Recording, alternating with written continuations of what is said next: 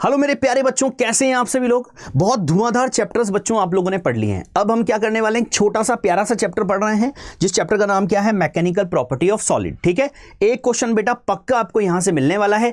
क्या मिलेगा, क्वेश्चन हम आज डिस्कस करेंगे। ठीक है, तो चलिए बेटा स्टार्ट करते हैं। बहुत तरीके से स्टार्ट करेंगे, सारी चीजें ध्यान से देखनी है आपको और क्वेश्चंस को खुद प्रैक्टिस करना है। ठीक है, सबसे पहले हम बात करते हैं इस पूरे टॉपिक की जान, जहां से शुरू होता है। बेसिकली चैप्टर का नाम ही क्या होना चाहिए था, इलास्टिसिटी होना चाहिए था, राइट।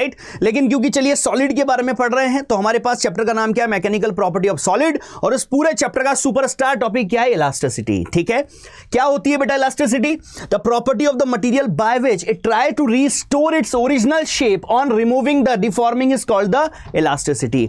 जब हम किसी डिफॉर्मिंग फोर्स, मतलब अगर मैं इसको खींचूं, और ये खींचना मतलब क्या, ये डिफॉर्मिंग फोर्स है ना, जो इसमें चेंजेस कर रहा है, इसको बोलते हैं डिफॉर्म कर रहा है, डिफॉर्मिंग फोर्स बोलते हैं, राइट। तो जैसे मैंने इस डिफॉर्मिंग फोर्स को हटाया, छोड़ा, मैं खींच रहा था, मैंने इसको छोड़ा, और ये वापस अगर अपनी पुरानी पोजीशन में चला जाता है, इस प्रॉपर्टी को मेरे बच्चों क्या बोलते हैं, इलास्टिसिटी बोलते हैं। समझ गए क्या, समझ गए? दोबारा सुनो बेटा, जब मैंने इसको डिफॉर्म फोर्स लगाया कि इसको खींच रहा हूं मैं, इसकी लेंथ में चेंज कर रहा हूं, इसकी पोजीशन में चेंज कर रहा हूं, शेप में चेंज कर रहा हूं, और जब मैंने इसको छोड़ा, ये डिफॉर्मिंग फोर्स है जो चेंज कर रहा है। ये डिफॉर्मिंग फोर्स जैसे ही मैंने हटाया, रिमूव किया, ये वापस अपनी पुरानी पोजीशन में अगर चला जाता है, तो इस प्रॉपर्टी को क्या बोलते हैं, इलास्टिसिटी बोलते हैं। ठीक है बेटा, राइट। तो डिफॉर्मिंग फोर्स की इंपॉर्टेंस समझ गए आप। जैसे आप डिफॉर्मिंग फोर्स को हटाते हो, वैसे अगर ये पुरानी पोजीशन में चला जाता है, तो इस प्रॉपर्टी को हम क्या बोलते हैं, इलास्टिसिटी बोलते हैं। डन बच्चों, आगे देखो, आगे क्या है हमारे पास, हम बात कर रहे हैं इसी के अंदर स्ट्रेस और स्ट्रेन की। स्ट्रेस क्या होता है, the restoring force developed per unit area. समझना बेटा, बहुत ध्यान से समझा रहा हूं, स्ट्रेस को समझो पहले। स्ट्रेस मतलब मान लीजिए मेरे पास ये रॉड है बेटा, बहुत ध्यान से समझाऊंगा और समझने की कोशिश करिए आप लोग बहुत प्यार से। मान लीजिए मैंने इस पे एफ एक्सटर्नल लगाया, एफ एक्सटर्नल कितने एरिया पे लगाया, इस ए एरिया पे लगाया। तो अगर मेरे से कोई बोलेगा स्ट्रेस क्या ये दिस फोर्स अपॉन एरिया है क्या, तो हम बोलेंगे नहीं सर, एस स्ट्रेस बराबर एफ एक्सटर्नल अपॉन एरिया नहीं होता है बेटा। अभी देखो, अगर किसी भी तरह का डिफॉर्मेशन नहीं हुआ, एक्सटर्नल फोर्स तो आप लगा रहे हो, आपने खींचा इसको, लेकिन अगर इसमें चेंजेस नहीं हो रहे हैं ना बेटा, तो यहां पर स्ट्रेस जीरो है बच्चा। यहां पर स्ट्रेस कितना है, जीरो है। क्यों बेटा, क्यों है जीरो? क्योंकि सर रीस्टोरिंग फोर्स नहीं आ रहा है। सर बात आप समझ रहे बेटा, मैं एक्सटर्नल फोर्स अपॉन एरिया नहीं बोल रहा हूं, मैं बोल रहा हूं रीस्टोरिंग फोर्स अपॉन एरिया। मतलब क्या, मतलब ये कि अभी अगर इसमें किसी तरह का खिंचाव नहीं हुआ, तो उस कंडीशन में रीस्टोरिंग फोर्स जीरो है बेटा, क्योंकि किसी भी तरह का रीस्टोरिंग फोर्स काम नहीं कर रहा है। ये तो एक्सटर्नल फोर्स हो गया। रीस्टोरिंग फोर्स कहां लगता है, जो इसको पुरानी पोजीशन में लेके आता वापस, लेकिन जब इसमें एक्सटेंशन ही नहीं हुआ, तो पुरानी पोजीशन में जाने का मतलब ही नहीं है, तो रीस्टोरिंग फोर्स आने का मतलब ही नहीं है। इसका मतलब स्ट्रेस जीरो है। तो सर स्ट्रेस कब आता है सर, तो मेरे बच्चों स्ट्रेस तब आता है जब किसी तरह का डिफॉर्मेशन, किसी तरह के चेंजेस आते हैं। लाइक अगर मान लीजिए मैंने बोला यहां पर ये रॉड है, और मैंने क्या किया, इसको खींचा, और खींचने पर इसमें चेंज आ गया, मानो डेल्टा एल का। ये एल इसकी ओरिजिनल लेंथ थी, अब डेल्टा एल का जब चेंज आया ना बेटा, ये देखो, ये एफ एक्सटर्नल, तो अंदर एक रीस्टोरिंग फोर्स आ जाता है, दिस इज एफ रीस्टोरिंग। और जब रीस्टोरिंग फोर्स आ जाता है, तो जब हम स्ट्रेस की बात करते हैं, तो अब हम लिखते हैं कि स्ट्रेस क्या होता है सर, तो स्ट्रेस होता है मेरा बच्चा एफ रीस्टोरिंग अपॉन एरिया। समझ गए क्या, रीस्टोरिंग फोर्स आएगा बेटा। क्यों? क्योंकि सर इसमें चेंजेस आ गए हैं। सर चेंजेस आ गया है, तो डेफिनेटली सर रीस्टोरिंग फोर्स काम कर रहा होगा, जो इसको पुरानी पोजीशन में लेके जाएगा सर, तो उसको हम क्या बोलते हैं, रीस्टोरिंग फोर्स अपॉन एरिया को हम बोलते हैं स्ट्रेस बोलते हैं। समझ गए? डन बच्चों, ठीक। तो कब स्ट्रेस होगा और कब स्ट्रेस नहीं होगा, ये बात समझ आ गई। ठीक है, डिफॉर्मेशन चेंजेस आएंगे बेटा, चेंजेस आएंगे तो उस कंडीशन में रीस्टोरिंग फोर्स आएगा। ठीक है, जो उसको वापस पुरानी पोजीशन में लेकर जाएगा। क्लियर, क्लियर है, राइट। और प्रॉपर्टी कैसी होनी चाहिए, इलास्टिसिटी होनी चाहिए। बिल्कुल सर, वापस जा रहा है, इसका मतलब इलास्टिक नेचर तो उसका है ही। ठीक, अच्छा, स्ट्रेस की डायमेंशन ऑलरेडी एग्जाम में पूछी हुई बेटा, नीट में। मैंने बोला ना छोटी छोटी बातें पूछी जाती है, राइट। तो यहां पर अगर मैं बोलूं यूनिट बताओ, तो सर यूनिट हो जाएगी स्ट्रेस की, दिस इज फोर्स, फोर्स की यूनिट न्यूटन, एरिया के मीटर स्क्वायर। ठीक है सर, डायमेंशन बताओ सर, डायमेंशन हो जाएगा फोर्स का ml t-2 और एरिया का सर L2। L2 सर, एक L से एक L गया सर, कितना आ गया सर? आ गया M L minus 1 T minus 2। ये लो बेटा, ये आ गई डायमेंशन ऑफ स्ट्रेस। समझ गए मेरा बेटा? स्ट्रेस समझ गए आप? शाबाश बेटा। तो stress is what? Restoring force per unit area. Clear? This is the definition. अब आता है बेटा स्ट्रेन। स्ट्रेन क्या है? स्ट्रेन है कि जब चेंजेस आएंगे बेटा, जो चेंज आया है, जो चेंज आया, मान लीजिए कितना चेंज आया? Delta L. तो दैट स्ट्रेन, स्ट्रेन क्या होगा सर? चेंज इन लेंथ या change in any configuration upon original configuration. This is, इसको क्या बोलेंगे? हम स्ट्रेन बोलेंगे। ठीक है, तो आप सिंपल लैंग्वेज में बोल सकते हो change in configuration to the original configuration. ठीक है, आप ऐसे लिखिए इसको, this is change in configuration upon original configuration. ठीक है बेटा, ये हमारे पास बन चुका है स्ट्रेन। ठीक, कोई पूछ ले सर इसकी यूनिट बताइए, तो सर इसकी यूनिट जो होगी वो होगी सर, देखिए लेंथ में अगर चेंज आता है सर तो ऊपर भी लेंथ आएगी, नीचे भी लेंथ आएगी, तो कट जाएगी सर। ये यूनिट लेस होता है सर। क्या होता है ये? Unit less. ये लीजिए, कैसी क्वांटिटी है ये? यूनिट लेस क्वांटिटी है। डन। अच्छा, डायमेंशन होगा क्या? नहीं सर, डायमेंशन यूनिट नहीं है सर, यूनिट नहीं है तो डायमेंशन भी नहीं होगी। तो डायमेंशन भी क्या है?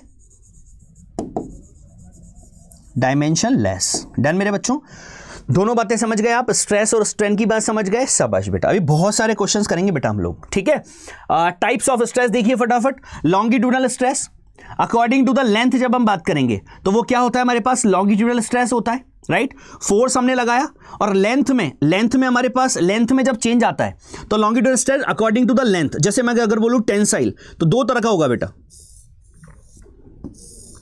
जैसे मानो आपने क्या किया, यहां से फोर्स लगाया, ये फोर्स लगाया, तो इसकी लेंथ में चेंज आएगा ना?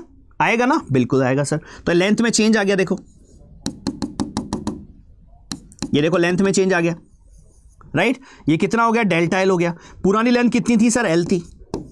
नई लेंथ कितनी आ गई सर? डेल्टा एल हो गई। ठीक है, तो मतलब हम बोल सकते हैं लॉन्गिट्यूडनल स्ट्रेस हमारे पास क्या हो जाएगा? वही फोर्स अपॉन एरिया। स्ट्रेस कोई भी हो बेटा, फोर्स अपॉन एरिया ही होगा। ठीक है, इसके अलावा हमारे पास दो तरह का होगा। जब आप टेंसाइल खींचोगे, उसको खींचोगे तो लेंथ बढ़ेगी ना, इसको बोलते हैं हम टेंसाइल स्ट्रेस।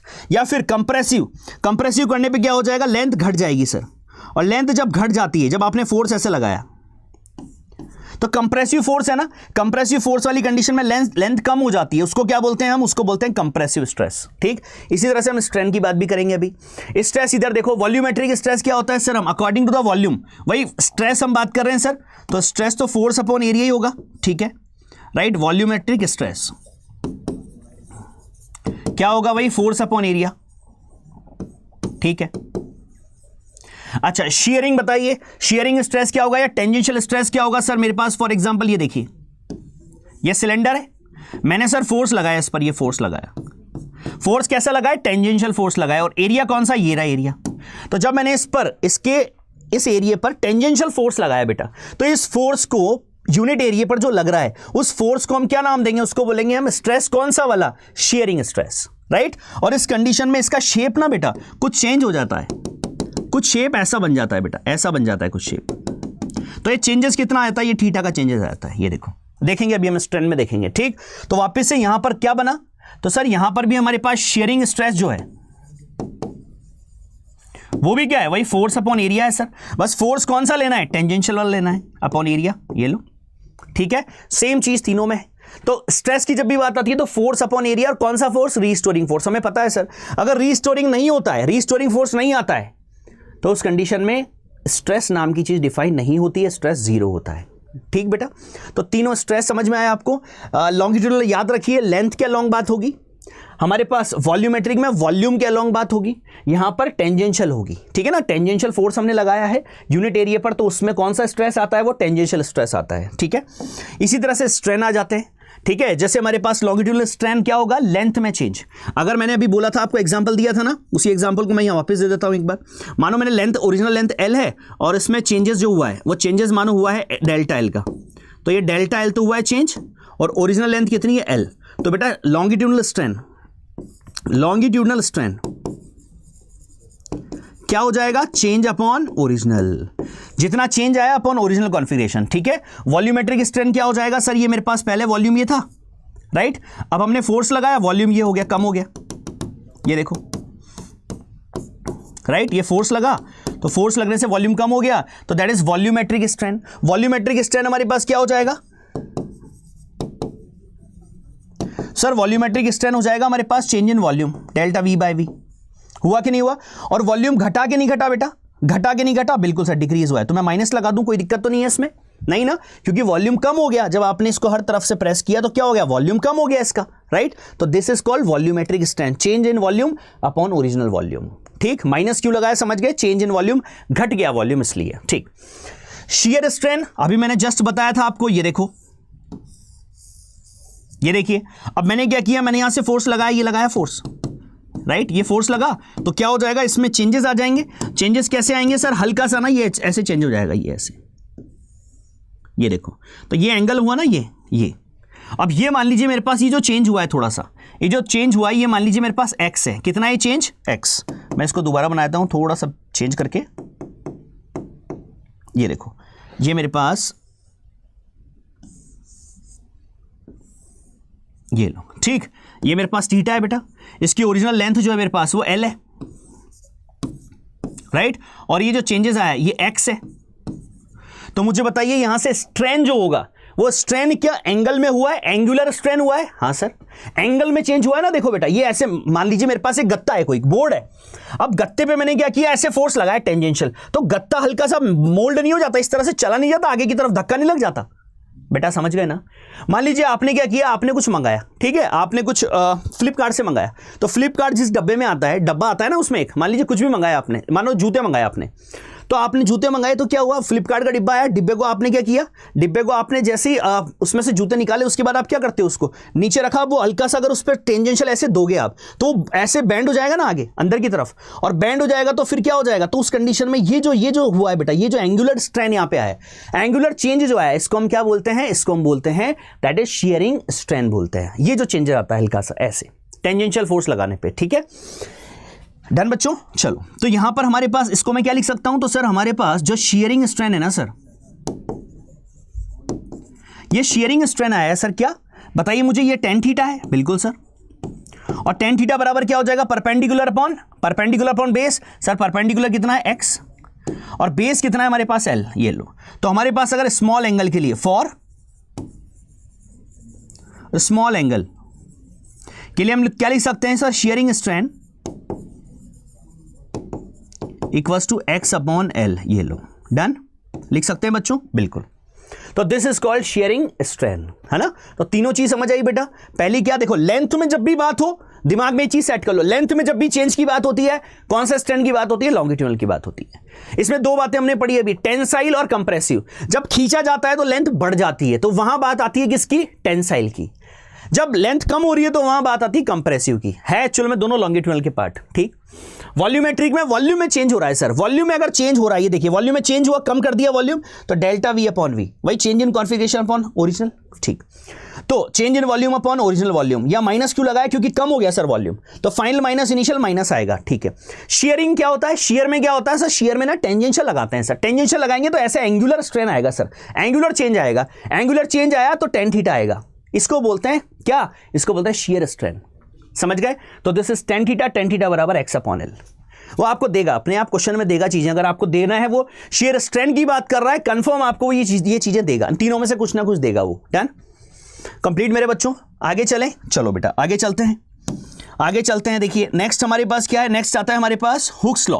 हुक्स लॉ से पहले चलो ग्राफ देखें, या ग्राफ चलो बाद में देखेंगे। देखो पहले हुक्स लॉ देखो, within the proportional limit stress is directly proportional to the strain.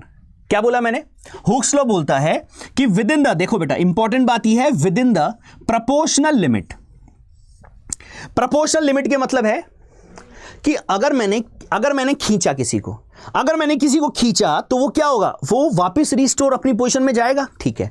तो जब तक वो प्रोपोर्शनल है, स्ट्रेस और स्ट्रेन एक दूसरे के प्रोपोर्शनल है, तब तक तो क्या होगा, हुक्स लॉ फॉलो होगा। मतलब हुक्स लॉ ये बोलता है कि स्ट्रेस प्रोपोर्शनल होता है स्ट्रेस के, लेकिन केवल तब तक, प्रोपोर्शनल लिमिट तक, जब तक ये दोनों एक दूसरे के प्रोपोर्शनल काम कर रहे हैं। समझ गए क्या मेरी बात।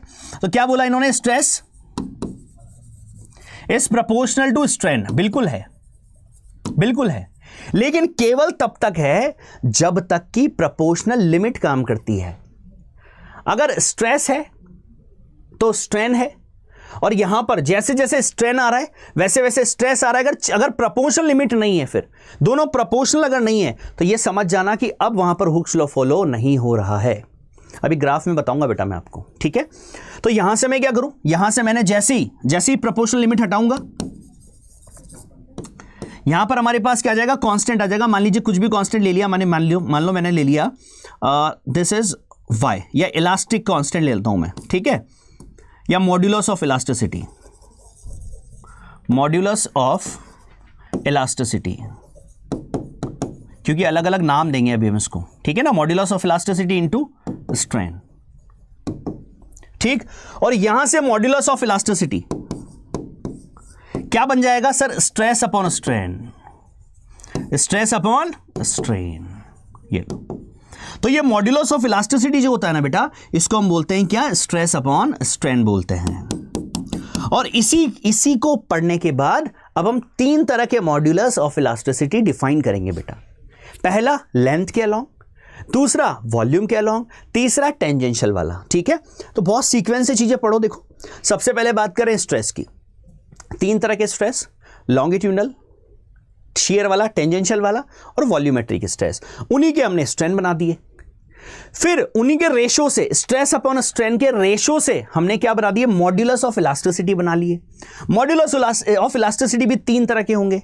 बिल्कुल सीक्वेंस में बात समझते जाओ बेटा, ताकि आपको याद हो जाए, ठीक है ना, ताकि क्वेश्चन जब आए तो आप बहुत अच्छी तरह से उनको कर लो, ठीक है ना, done.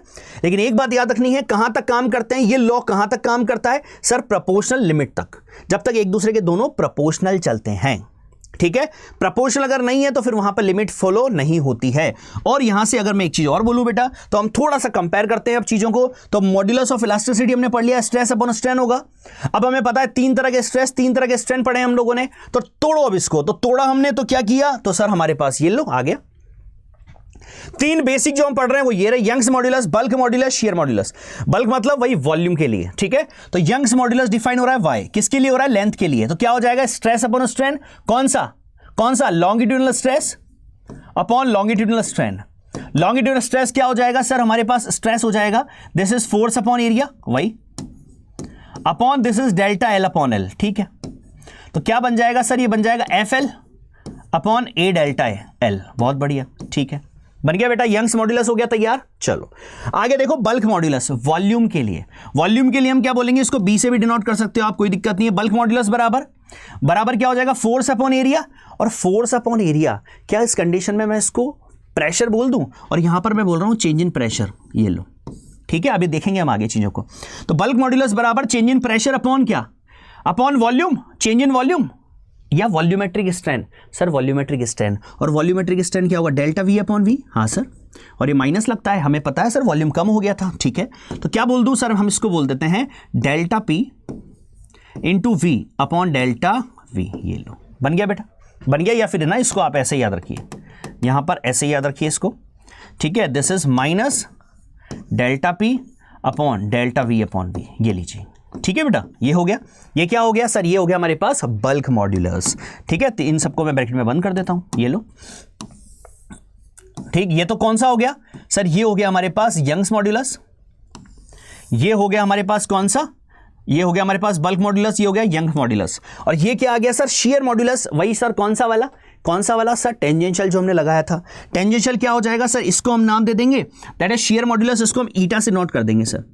This is what sir, F upon A, F कौन सा, टेंजेंशियल वाला, राइट, अपॉन टेंजेंशियल लिख दूं मैं इसको, ये लो, F tangential upon area upon, यहां पर मैं क्या लिख दूं, टेन थीटा, ये लो, ठीक है बच्चों, समझ गए। इसको एक तरह से और लिख लीजिए, ये लीजिए अपॉन ए, और यहां पर क्या आता है, एक्स अपॉन एल। डायग्राम से याद रखिएगा, याद रहेगा बेटा, बहुत अच्छी बात। ये कौन सा हो गया सर, ये हो गया हमारे पास शियर स्ट्रेस, शियर मॉड्यूलस, ये लो, डन बच्चों। शियरिंग मॉड्यूलस या फिर मॉड्यूलस ऑफ रिजिडिटी भी बोल देते हैं, इसको ध्यान रखिएगा। इसके बाद आता है कंप्रेसिबिलिटी। कंप्रेसिबिलिटी क्या है, दिस इज, इसको डिनोट करेंगे के से। और कंप्रेसिबिलिटी इनवर्स होती है किसके, यंग्स मॉड्यूलस के, ये लो, सॉरी बल्क मॉड्यूलस के, ये लो। तो K इक्वल्स टू 1/P। तो अगर लिखना चाहो तो आप इसको लिख दीजिए, इसका उल्टा कर दीजिए। तो इसका उल्टा करेंगे पर ठीक है ना, कोई दिक्कत नहीं है सर, हमें पता है इसका उल्टा होता है। अब अगर बेटा मैं डायमेंशन पूछूं तो एग्जाम में डायमेंशन पूछी जाती है बेटा, और एग्जाम में डायमेंशन पूछी जाती है, सबसे ज्यादा पूछी जाती है किसकी? यंग्स मॉड्यूलस की। एक की डायमेंशन बताता हूं, ठीक है। डायमेंशन ऑफ यंग्स मॉड्यूलस क्या हो जाएगा बताओ सर? यंग्स मॉड्यूलस है stress upon strain, stress by force upon area, strain से डेल्टा एल अपॉन एल, ये लो, ठीक। यहां पर बताइए सर हमारे पास फोर्स का डायमेंशन क्या हो जाएगा? फोर्स का डायमेंशन होता है सर ml_t-2, ठीक है। एरिया का बताओ सर, एरिया का हो जाएगा L2, और dimension sir delta upon L का तो होगा नहीं सर, बिल्कुल। तो ये तो हमारे पास कैसा हो गया सर? ये तो यूनिटलेस डायमेंशनलेस हो गया। इधर आओ, एक एल से एल कटा, कितना मिला? ml-1 t-2, ये लो बेटा। मतलब क्या निष्कर्ष निकला? निष्कर्ष ये निकला सर कि जो डायमेंशन हमारे पास स्ट्रेस का होता है ना सर, वही डायमेंशन हमारे पास किसका होता है? वही हमारे पास मॉड्यूलस, यंग्स मॉड्यूलस का या किसी भी मॉड्यूलस का होता है। डन, ठीक है। याद रहेगा बच्चों, एग्जाम में पूछा जाता है, आपको आना चाहिए, ठीक है बेटा। बहुत इंपॉर्टेंट बातें हैं ये, छोटी छोटी बातें हैं, लेकिन ये वो हैं कि अगर ये नहीं आती तो फिर पढ़ने का मजा नहीं आएगा। तो तीनों मॉड्यूलस पढ़ लिया आपने, यंग्स मॉड्यूलस, बल्क मॉड्यूलस और शियर मॉड्यूलस, तीनों कंप्लीट है, right. Bulk modulus, Young's modulus बताइए, यंग्स मॉड्यूलस क्या हो जाएगा? लेंथ की बात होगी उसके अंदर। सो दिस इज व्हाट, वही F upon A upon delta L upon L, ये हो गया यंग, बहुत ज्यादा काम आएगा अभी। इसके अलावा हमारे पास आ गया बल्क, वॉल्यूम के लिए क्या हो जाएगा? वही एफ अपॉन ए, उसको हमने डेल्टा पी बोला है, ठीक है, upon delta V upon V, ठीक है sir. Delta V upon V में माइनस क्यों लगाया? वॉल्यूम में क्या हो गया सर? वैल्यू में कमी आ गई सर, कमी आ गई तो डेल्टा वी नेगेटिव आएगा। डन यहां तक। उसके बाद तीसरे नंबर पर शेयर की बात की है, क्या हो जाएगा? वही एफ अपॉन ए, एफ कौन सा लगेगा? टेंजेंशियल लगेगा, ठीक है। अपॉन ए, अपॉन क्या? अपॉन हो जाएगा सर हमारे पास वही tan theta x upon L. Clear? Clear. चलो बेटा, कुछ इंपॉर्टेंट बातें हैं, सुनिए ध्यान से। सबसे पहले, Young's modulus depends upon nature of material not on the dimension. बेटा कोई भी मटेरियल ले लीजिए, मानो मेरे पास कॉपर की रॉड ले ली मैंने, इस रॉड के साथ अब आप कुछ भी करो, इसमें किसी तरह का चेंजेस, लेंथ बढ़ा दो, एरिया घटा दो, तो इसमें किसी तरह के कोई चेंजेस यंग्स मॉड्यूलस में नहीं आएंगे। अभी मैं क्वेश्चन दूंगा आपको एक, कि मैंने लेंथ को डबल कर दिया, एरिया को हाफ कर दिया, बताओ यंग्स मॉड्यूलस क्या हो जाएगा? तो यंग्स मॉड्यूलस में डायमेंशन चेंज करने से कोई फर्क नहीं पड़ता है। फर्क किससे पड़ता है? मटेरियल चेंज करने से। कॉपर के लिए अलग होगा, सिल्वर के लिए अलग होगा, हर मटेरियल के लिए यंग्स मॉड्यूलस अलग होगा। तो ये पॉइंट सारे स्टार है बेटा, ये सारे स्टार पॉइंट है, ठीक है। हाँ, एक और फर्क पड़ता है, एक और ऐसी फिजिकल क्वांटिटी से फर्क पड़ता है, वो है टेम्परेचर। तो स्टार मार्क करके यहां पे लिख लीजिएगा कि टेम्परेचर अगर बढ़ता है तो यंग्स मॉड्यूलस घटता है, समझ गए, राइट। और यंग्स मॉड्यूलस घटता है और इलास्टिसिटी भी घटती है, ठीक है ना बेटा। तो ये आप लिख लीजिए, अभी काम भी आएगा हमारे, ठीक है ना। तो जहां टेम्परेचर ज्यादा होगा, यंग्स मॉड्यूलस उसका डिक्रीज हो जाएगा, डिक्रीज हो जाता है, ठीक है ना। आगे देखो, Young's modulus is defined only for the solid not liquid and gas. बिल्कुल ठीक है सर। तो यंग्स मॉड्यूलस डिफाइन हो रहा है अलोंग द लेंथ, हमने देखा। और लेंथ की अगर बात की जाए तो सर यहां पर अगर हम लिक्विड की बात करें और गैसेस की बात करें तो वहां पर ऐसा कोई कॉन्सेप्ट हम देखने को नहीं मिलता है। वहां वॉल्यूम मिल जाएगा, लेकिन वहां पर लेंथ का कॉन्सेप्ट नहीं होता है। लेंथ का कॉन्सेप्ट नहीं होता है तो वहां पर यंग्स मॉड्यूलस डिफाइन नहीं होता है। तो यंग्स मॉड्यूलस डिफाइन होगा कहां? सॉलिड्स के लिए ओनली, याद रखो, ठीक। थर्ड क्या है? थर्ड है, larger the value of Young's modulus for the material more elastic it would be. मतलब मैं अगर बात करूं, बच्चा जहां कंफ्यूज होता है वो सुनो बेटा, वो यही पॉइंट है इंपॉर्टेंट। अगर मैं बोलूं सबसे ज्यादा यंग्स मॉड्यूलस किसका होता है? स्टील का कि रबर का? और जो सबसे ज्यादा जिसका सबसे ज्यादा यंग्स मॉड्यूलस होता है वो सबसे ज्यादा इलास्टिक होता है। अब आप बोलोगे सर कैसे सर, रबर तो ज्यादा खींच जाता है सर, स्टील को हम खींचते हैं तो वो खींचता ही नहीं है सर। समझ रहे हो आप मेरी बात? तो यहां इंपॉर्टेंट बात यह है बेटा कि यंग्स मॉड्यूलस को या इलास्टिसिटी को, यंग्स मॉड्यूलस क्या होता है? देखो, यंग्स मॉड्यूलस होता है सर हमारे पास स्ट्रेस अपॉन स्ट्रेन। स्ट्रेन कौन सा sir? Delta L upon L, ठीक है। अब आप मुझे बताओ कि जिसमें हमारे पास चेंज इन लेंथ नहीं होगा, आप अगर मैं बात करूं स्टील की और रबर की, मुझे बताओ किसमें ज्यादा होगा? जिसमें ये ज्यादा होगा, जिसमें डेल्टा एल ज्यादा होगा उसका यंग्स मॉड्यूलस कम होगा।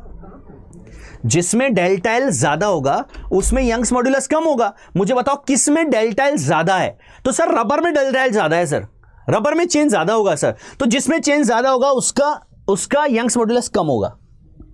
उसका यंग्स मॉड्यूलस कम होगा, और जिसका हमारे पास और जिसका डेल्टा एल बहुत कम होगा उसका यंग्स मॉड्यूलस बहुत ज्यादा होगा। तो मैं अगर स्टिल की बात करूं तो उसमें डेल्टा एल बहुत कम है, और डेल्टा एल अगर बहुत कम है, चेंज अगर बहुत कम है, तो इसका मतलब सर, इसका मतलब यहां पर ये बहुत ज्यादा होगा। और यंग्स मॉड्यूलस बहुत ज्यादा है, इसका मतलब वो इलास्टिक ज्यादा होगा, उसका इलास्टिक नेचर ज्यादा होगा। समझ गए मेरी बात? समझ गए बेटा?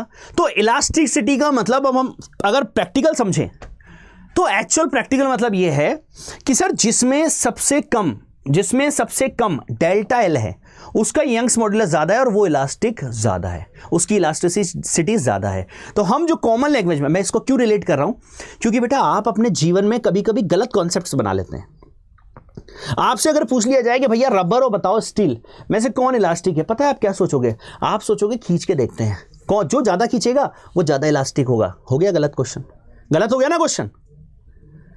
तो आपको क्या याद रखना था? आपको याद रखना था कि भाई जिसमें खिंचाव कम होगा, जिसमें डेल्टा एल ज्यादा होता है उसका वाई कम होता है, और जिसमें डेल्टा एल कम होता है उसका वाई ज्यादा होता है, और वाई जिसका ज्यादा है वो इलास्टिक ज्यादा होता है।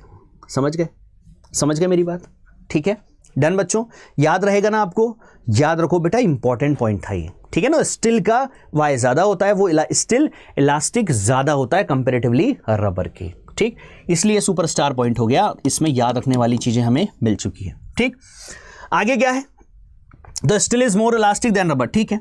Y for perfect rigid body is infinity. हाँ, अगर मैं परफेक्ट रिजिड बॉडी की बात करूं, रिजिड मतलब इतनी हार्ड बॉडी जिसमें चेंज ऑलमोस्ट नेग्लिजिबल है, ऑलमोस्ट जीरो है, ऐसी रॉड बना दो जिसके अंदर कितना ही डिफॉर्मिंग फोर्स लगाओ, हिट करो उसको, मारो कितना ही, उसमें अंदर चेंजेस नहीं हो रहे हैं। अंदर चेंजेस नहीं हो रहे हैं मतलब डेल्टा एल की वैल्यू जीरो है, और डेल्टा एल की वैल्यू अगर जीरो है तो 1/0 इनफाइनाइट होता है। नहीं समझे मेरी बात? इसको देखो, कहाँ गया ये रहा, Y for perfect rigid body, इसको देखो तो वाई इक्वल्स टू कितना मिलेगा? स्ट्रेस तो है ही, अगर स्ट्रेन जीरो है तो 1/0 क्या मिल जाएगा? इनफाइनाइट। ये देखो, समझ आ रही है मेरी बात? समझ आई मेरी बात? गंभीर बात है और इंपॉर्टेंट बात है बेटा। परफेक्ट रिजिड बॉडी के लिए यंग्स मॉड्यूलस की वैल्यू कितनी होती है? इनफाइनाइट होती है सर। क्यों? क्योंकि सर इतनी ठोस बॉडी होगी ना सर, तो इतनी ठोस बॉडी के अंदर चेंज ही नहीं होगा सर, और चेंज ही नहीं होगा तो डेल्टा एल जीरो होगा सर, और डेल्टा एल जीरो होगा तो सर 1/0 इनफाइनाइट होगा सर। समझ में आई बात? शाबाश। तो यंग्स मॉड्यूलस इनफाइनाइट होगा, समझ आ गई परफेक्ट रिजिड के लिए? बहुत बढ़िया। टेम्परेचर इंक्रीज करने पे वाई डिक्रीज हो जाएगा, बिल्कुल मैंने बता दिया ये, ठीक है। तो यहां पर लिखने की जरूरत नहीं है, मैंने पॉइंट्स में यहां पर दे दिया, और अगर आपने लिख लिया तो कोई बात नहीं, वो भी ध्यान रखो, ठीक। बात तो एक ही है। बल्क मॉड्यूलस पर आते हैं, वॉल्यूम वाला कॉन्सेप्ट।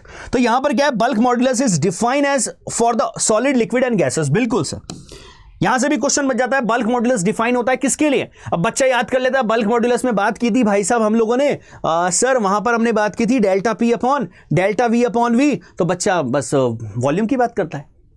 भाई वॉल्यूम में चेंज तो तीनों में हो सकता है ना, तो हमारे पास ये तीनों के लिए डिफाइंड हो जाता है।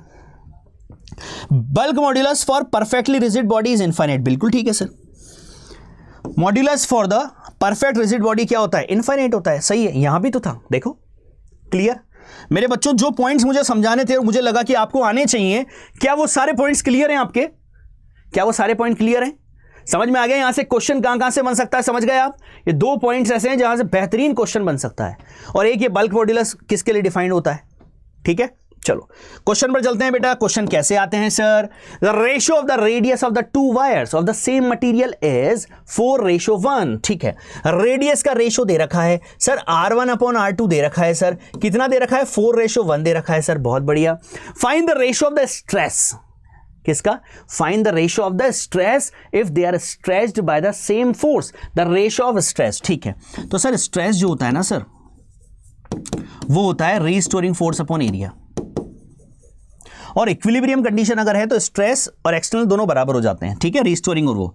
चलो तो यहां से मैं क्या लिख सकता हूं सर? यहां से हमें निकालना क्या है सर? फोर्स तो सेम है, ठीक है, तो स्ट्रेस अपॉन स्ट्रेन ना, यहां पर मुझे स्ट्रेन करना था, तो हमारे पास आ जाएगा स्ट्रेस बराबर फोर्स अपॉन एरिया।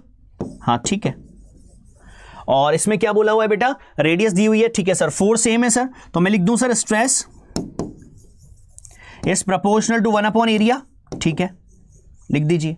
तो यहां से हमारे पास क्या बन जाएगा? देखो स्ट्रेस 1 राइट, या चलो ऐसे लिख देता हूं, तुम्हारे लिए ऐसे लिख देता हूं, S is proportional to 1/a। अब यहां से मैं क्या लिख दूं सर, यहां से आप लिख लीजिए इसको कि S1/S2 इक्वल्स टू हो जाएगा A2/A1। ठीक है, S1 स्ट्रेस का रेशो दिया हुआ है कि हमारे पास, सर हमें वो निकालना है, फोर्स सेम है ना, फोर्स तो सेम है। ठीक है, तो S1/S2 निकालना है, और रेडियस का रेशो दे रखा है, कितना दे रखा है 4:1। एरिया क्या हो जाएगा पाई r स्क्वायर, तो पाई r2 square upon pi r1 square. ये लो, पाई से पाई कट गया, कितना मिला सर R2/R1 का स्क्वायर, S1/S2। ठीक है, S1/S2 इक्वल्स टू R2/R1 कितना है सर, R1/R2 4:1 है सर, तो R2/R1 कितना हो जाएगा सर, ये हो जाएगा 1:4। ठीक है, तो ये क्या हो जाएगा 1:4 का कितना स्क्वायर, कितना आ गया 1/16। तो सर S1/S1:S2 कितना आ जाएगा sir 1:16। So this is the answer. Clear बेटा, बहुत शुद्ध तरीके से किया है बेटा। देखो देखो, रेडियस का रेशियो दिया हुआ है, बिल्कुल सर रेडियस का रेशियो दिया हुआ है। सर हमें निकालना है फोर्स सेम है सर, सेम फोर्स दिया हुआ है, देखो सेम फोर्स दिया हुआ है, तो फोर्स, रेडियस और स्ट्रेस की बात चल रही है, तो सर स्ट्रेस बराबर रीस्टोरिंग फोर्स अपॉन एरिया कर दो सर, सिंपल सी बात।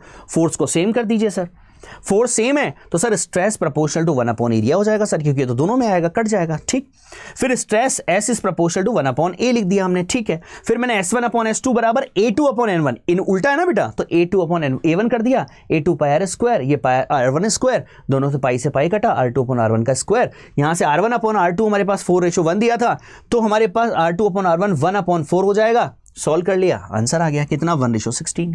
क्लियर मेरे बच्चों, अच्छा लगा, पक्का आ गया आपको समझ में, शाबाश, बहुत बढ़िया। अगला क्वेश्चन क्या है, the Young's modulus of the material of the wire. पढ़ो पढ़ो पढ़ो, जल्दी से पढ़ो, जल्दी से पढ़ो फटाफट क्वेश्चन को, फास्ट पढ़िए।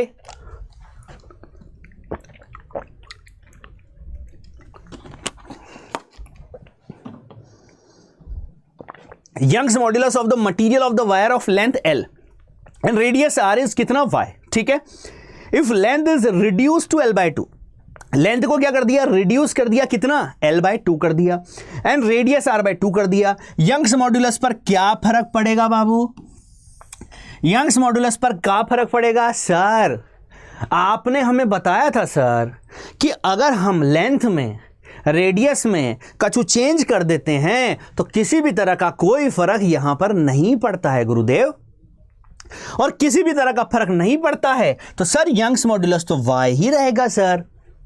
कब चेंज आ सकता है सर, टेम्परेचर बदल दीजिए सर, टेम्परेचर आप चेंज करिए, Y में चेंजेस होने लगेगा।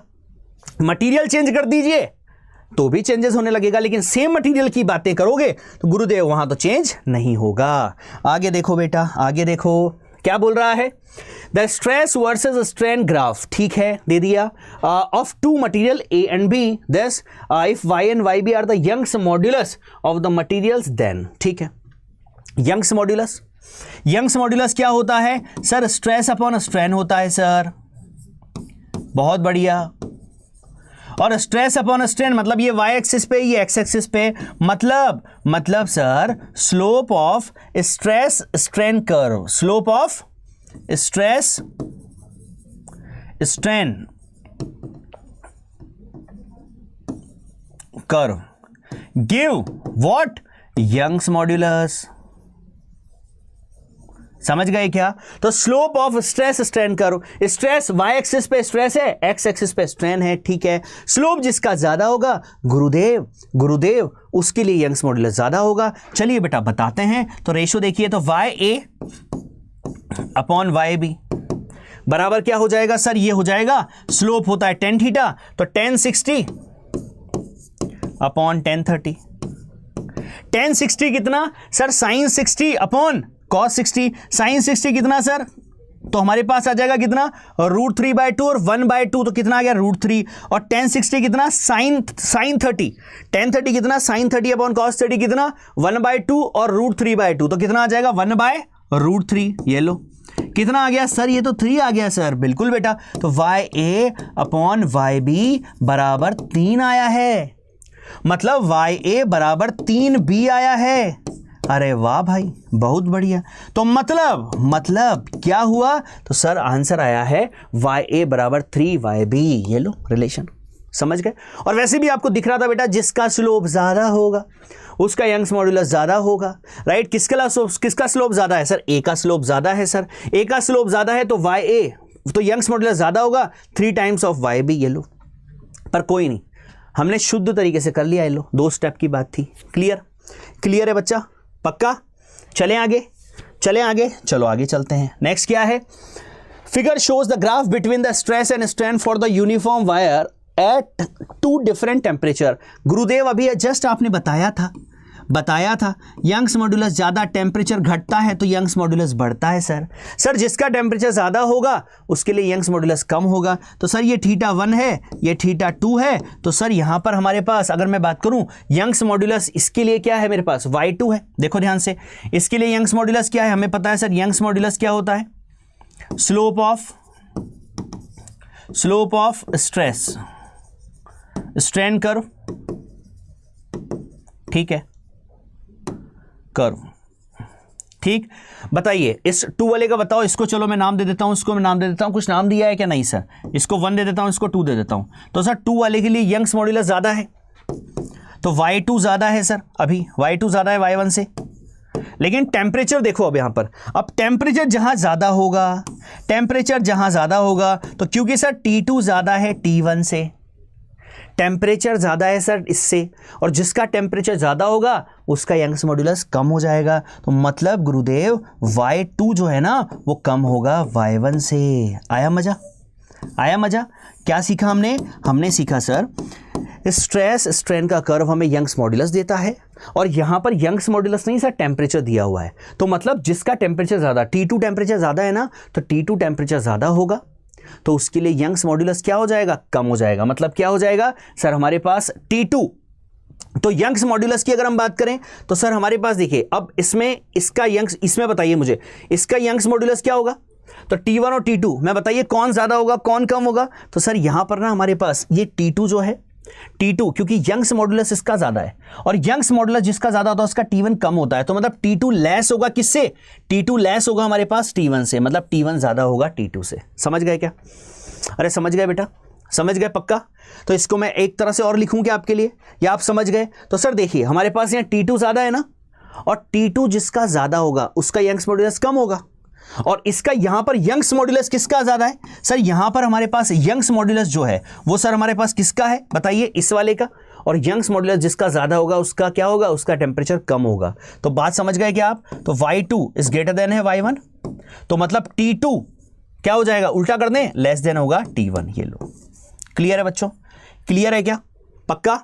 शाबाश। आगे देखो, नेक्स्ट क्या है मेरे पास? नेक्स्ट क्वेश्चन पर आते हैं। अ wire of length L, area of cross section A is hanging from a fixed support. ठीक है भाई, लटका देते हैं बाबू। ये लो, ये लटका दिया, ठीक।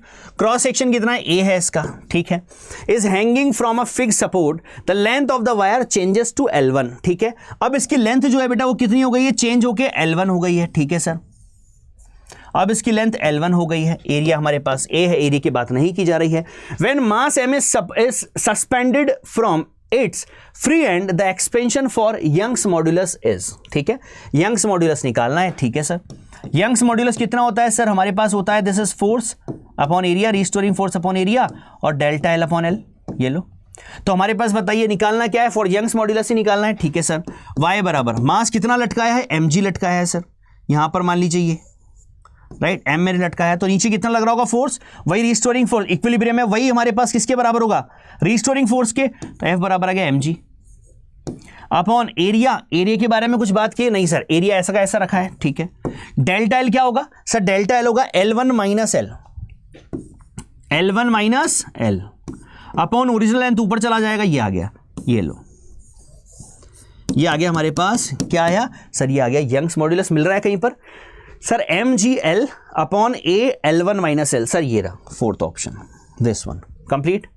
कंप्लीट है बेटा, एग्जाम में पूछा गया है, ध्यान रखिए। और कितना सिंपल सा क्वेश्चन है, देखो आप, बड़ा सिंपल सा क्वेश्चन और बड़ा सिंपल सा उसका आंसर, ठीक है। साफ साफ बोला है चेंज हुआ है इतना, चेंज इन लेंथ हमारे पास जो चेंज हुई है वो इतनी हुई है, तो क्या हो जाएगा? डेल्टा L क्या हो जाएगा? पूरे में से जो चेंज हुई है उसमें से पूरे में से इसको माइनस कर दो, तो इतना चेंज हमारे पास निकल के आ जाएगा, इतना एक्सटर्नल चेंज आया होगा उसमें, राइट। डन बेटा, ठीक है। कंप्लीट, आगे चलते हैं।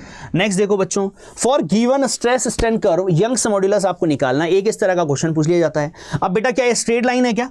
पहले तो बताओ स्ट्रेस और स्ट्रेन का कर्व क्या देता है? Young's modulus. तो हमारे पास slope of stress strain curve क्या देगा? यंग्स मॉड्यूलस देगा। ठीक है सर। और यहां पर अगर आप ध्यान से देखोगे तो स्लोप की अगर मैं बात करूंगा थीटा की बेटा, तो क्या थीटा हर जगह सेम है क्या? हां सर। स्ट्रेट लाइन पर स्लोप सेम होता है क्या? हां सर। तो हमारे पास slope of straight line is same.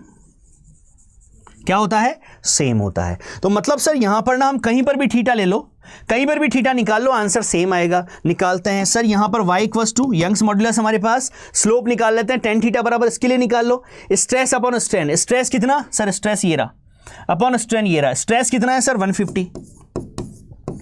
Strain कितना है? ये रहा 0.02। ये लो, ये मेरे पास कट गया, ये आ गया 100। ठीक है बेटा, आगे देखो कितना आया, ये हमारे पास कटा तो ये कटेगा सर हमारे पास कितना, ये आ गया हमारे पास 7500। ये लो, अब मैं इसको 10 से मल्टीप्लाई डिवाइड कर दूं। अच्छा 7500 कहीं मिल रहा है क्या? नहीं सर। तो क्या कर रहा है, जैसे मैंने मल्टीप्लाई डिवाइड किया क्या मिल जाएगा? ये मिला 7.5 इंटू ये कितना हो गया 10⁻3, खत्म, ये आ गया। डन बच्चों। न्यूटन पर मीटर स्क्वायर। ये लो, जो स्ट्रेस की यूनिट होती है वही यंग्स मॉड्यूलस की होती है, क्योंकि स्ट्रेन की तो होती नहीं है। ठीक, कंप्लीट है बेटा। आगे आपको समझ में क्या किया, स्ट्रेट लाइन पर कहीं पर भी स्लोप ले लो सेम आएगा, सेम आएगा। और स्ट्रेट लाइन पर स्लोप लिया तो चाहे तो आप इस ट्रायंगल से ले लो, चाहे आप इस ट्रायंगल से ले लो, बेटा आंसर सेम आना है, क्योंकि स्ट्रेट लाइन पर स्लोप सेम होता है। ठीक है, डन बेटा। तो कैलकुलेशन वाला क्वेश्चन भी आपने कर लिया क्या एक? बिल्कुल। अब आओ एक और क्वेश्चन पर देखो क्या बोल रहा है। What is the percentage change increase in length of a wire of diameter 2.5 millimetre. ठीक है, क्या बोला है? What is the percentage increase in length. ठीक है, तो आपको delta L upon L into 100 आपको निकालना है। This is the percentage increase in length. ठीक है, वायर ऑफ डायमीटर में दे रखा है stressed by a force of कितना 100 kg weight. Young's modulus of elasticity आपको दे रखा है। ठीक है, जो जो दे रखा है लिख लो बेटा। तो यहां पर Young's modulus stress upon strain वही force upon area upon delta L upon L. ये लो, ठीक है बेटा। अब क्या निकालना है? देखो निकालना क्या है, what is the percentage increase in length. तो मैं यहां पर ले लूं इसको, तो ये बन गया मेरे पास delta L upon L, delta L upon L equals to क्या आ जाएगा, एफ अपॉन ए इंटू ये यंग्स मॉड्यूलस। डन।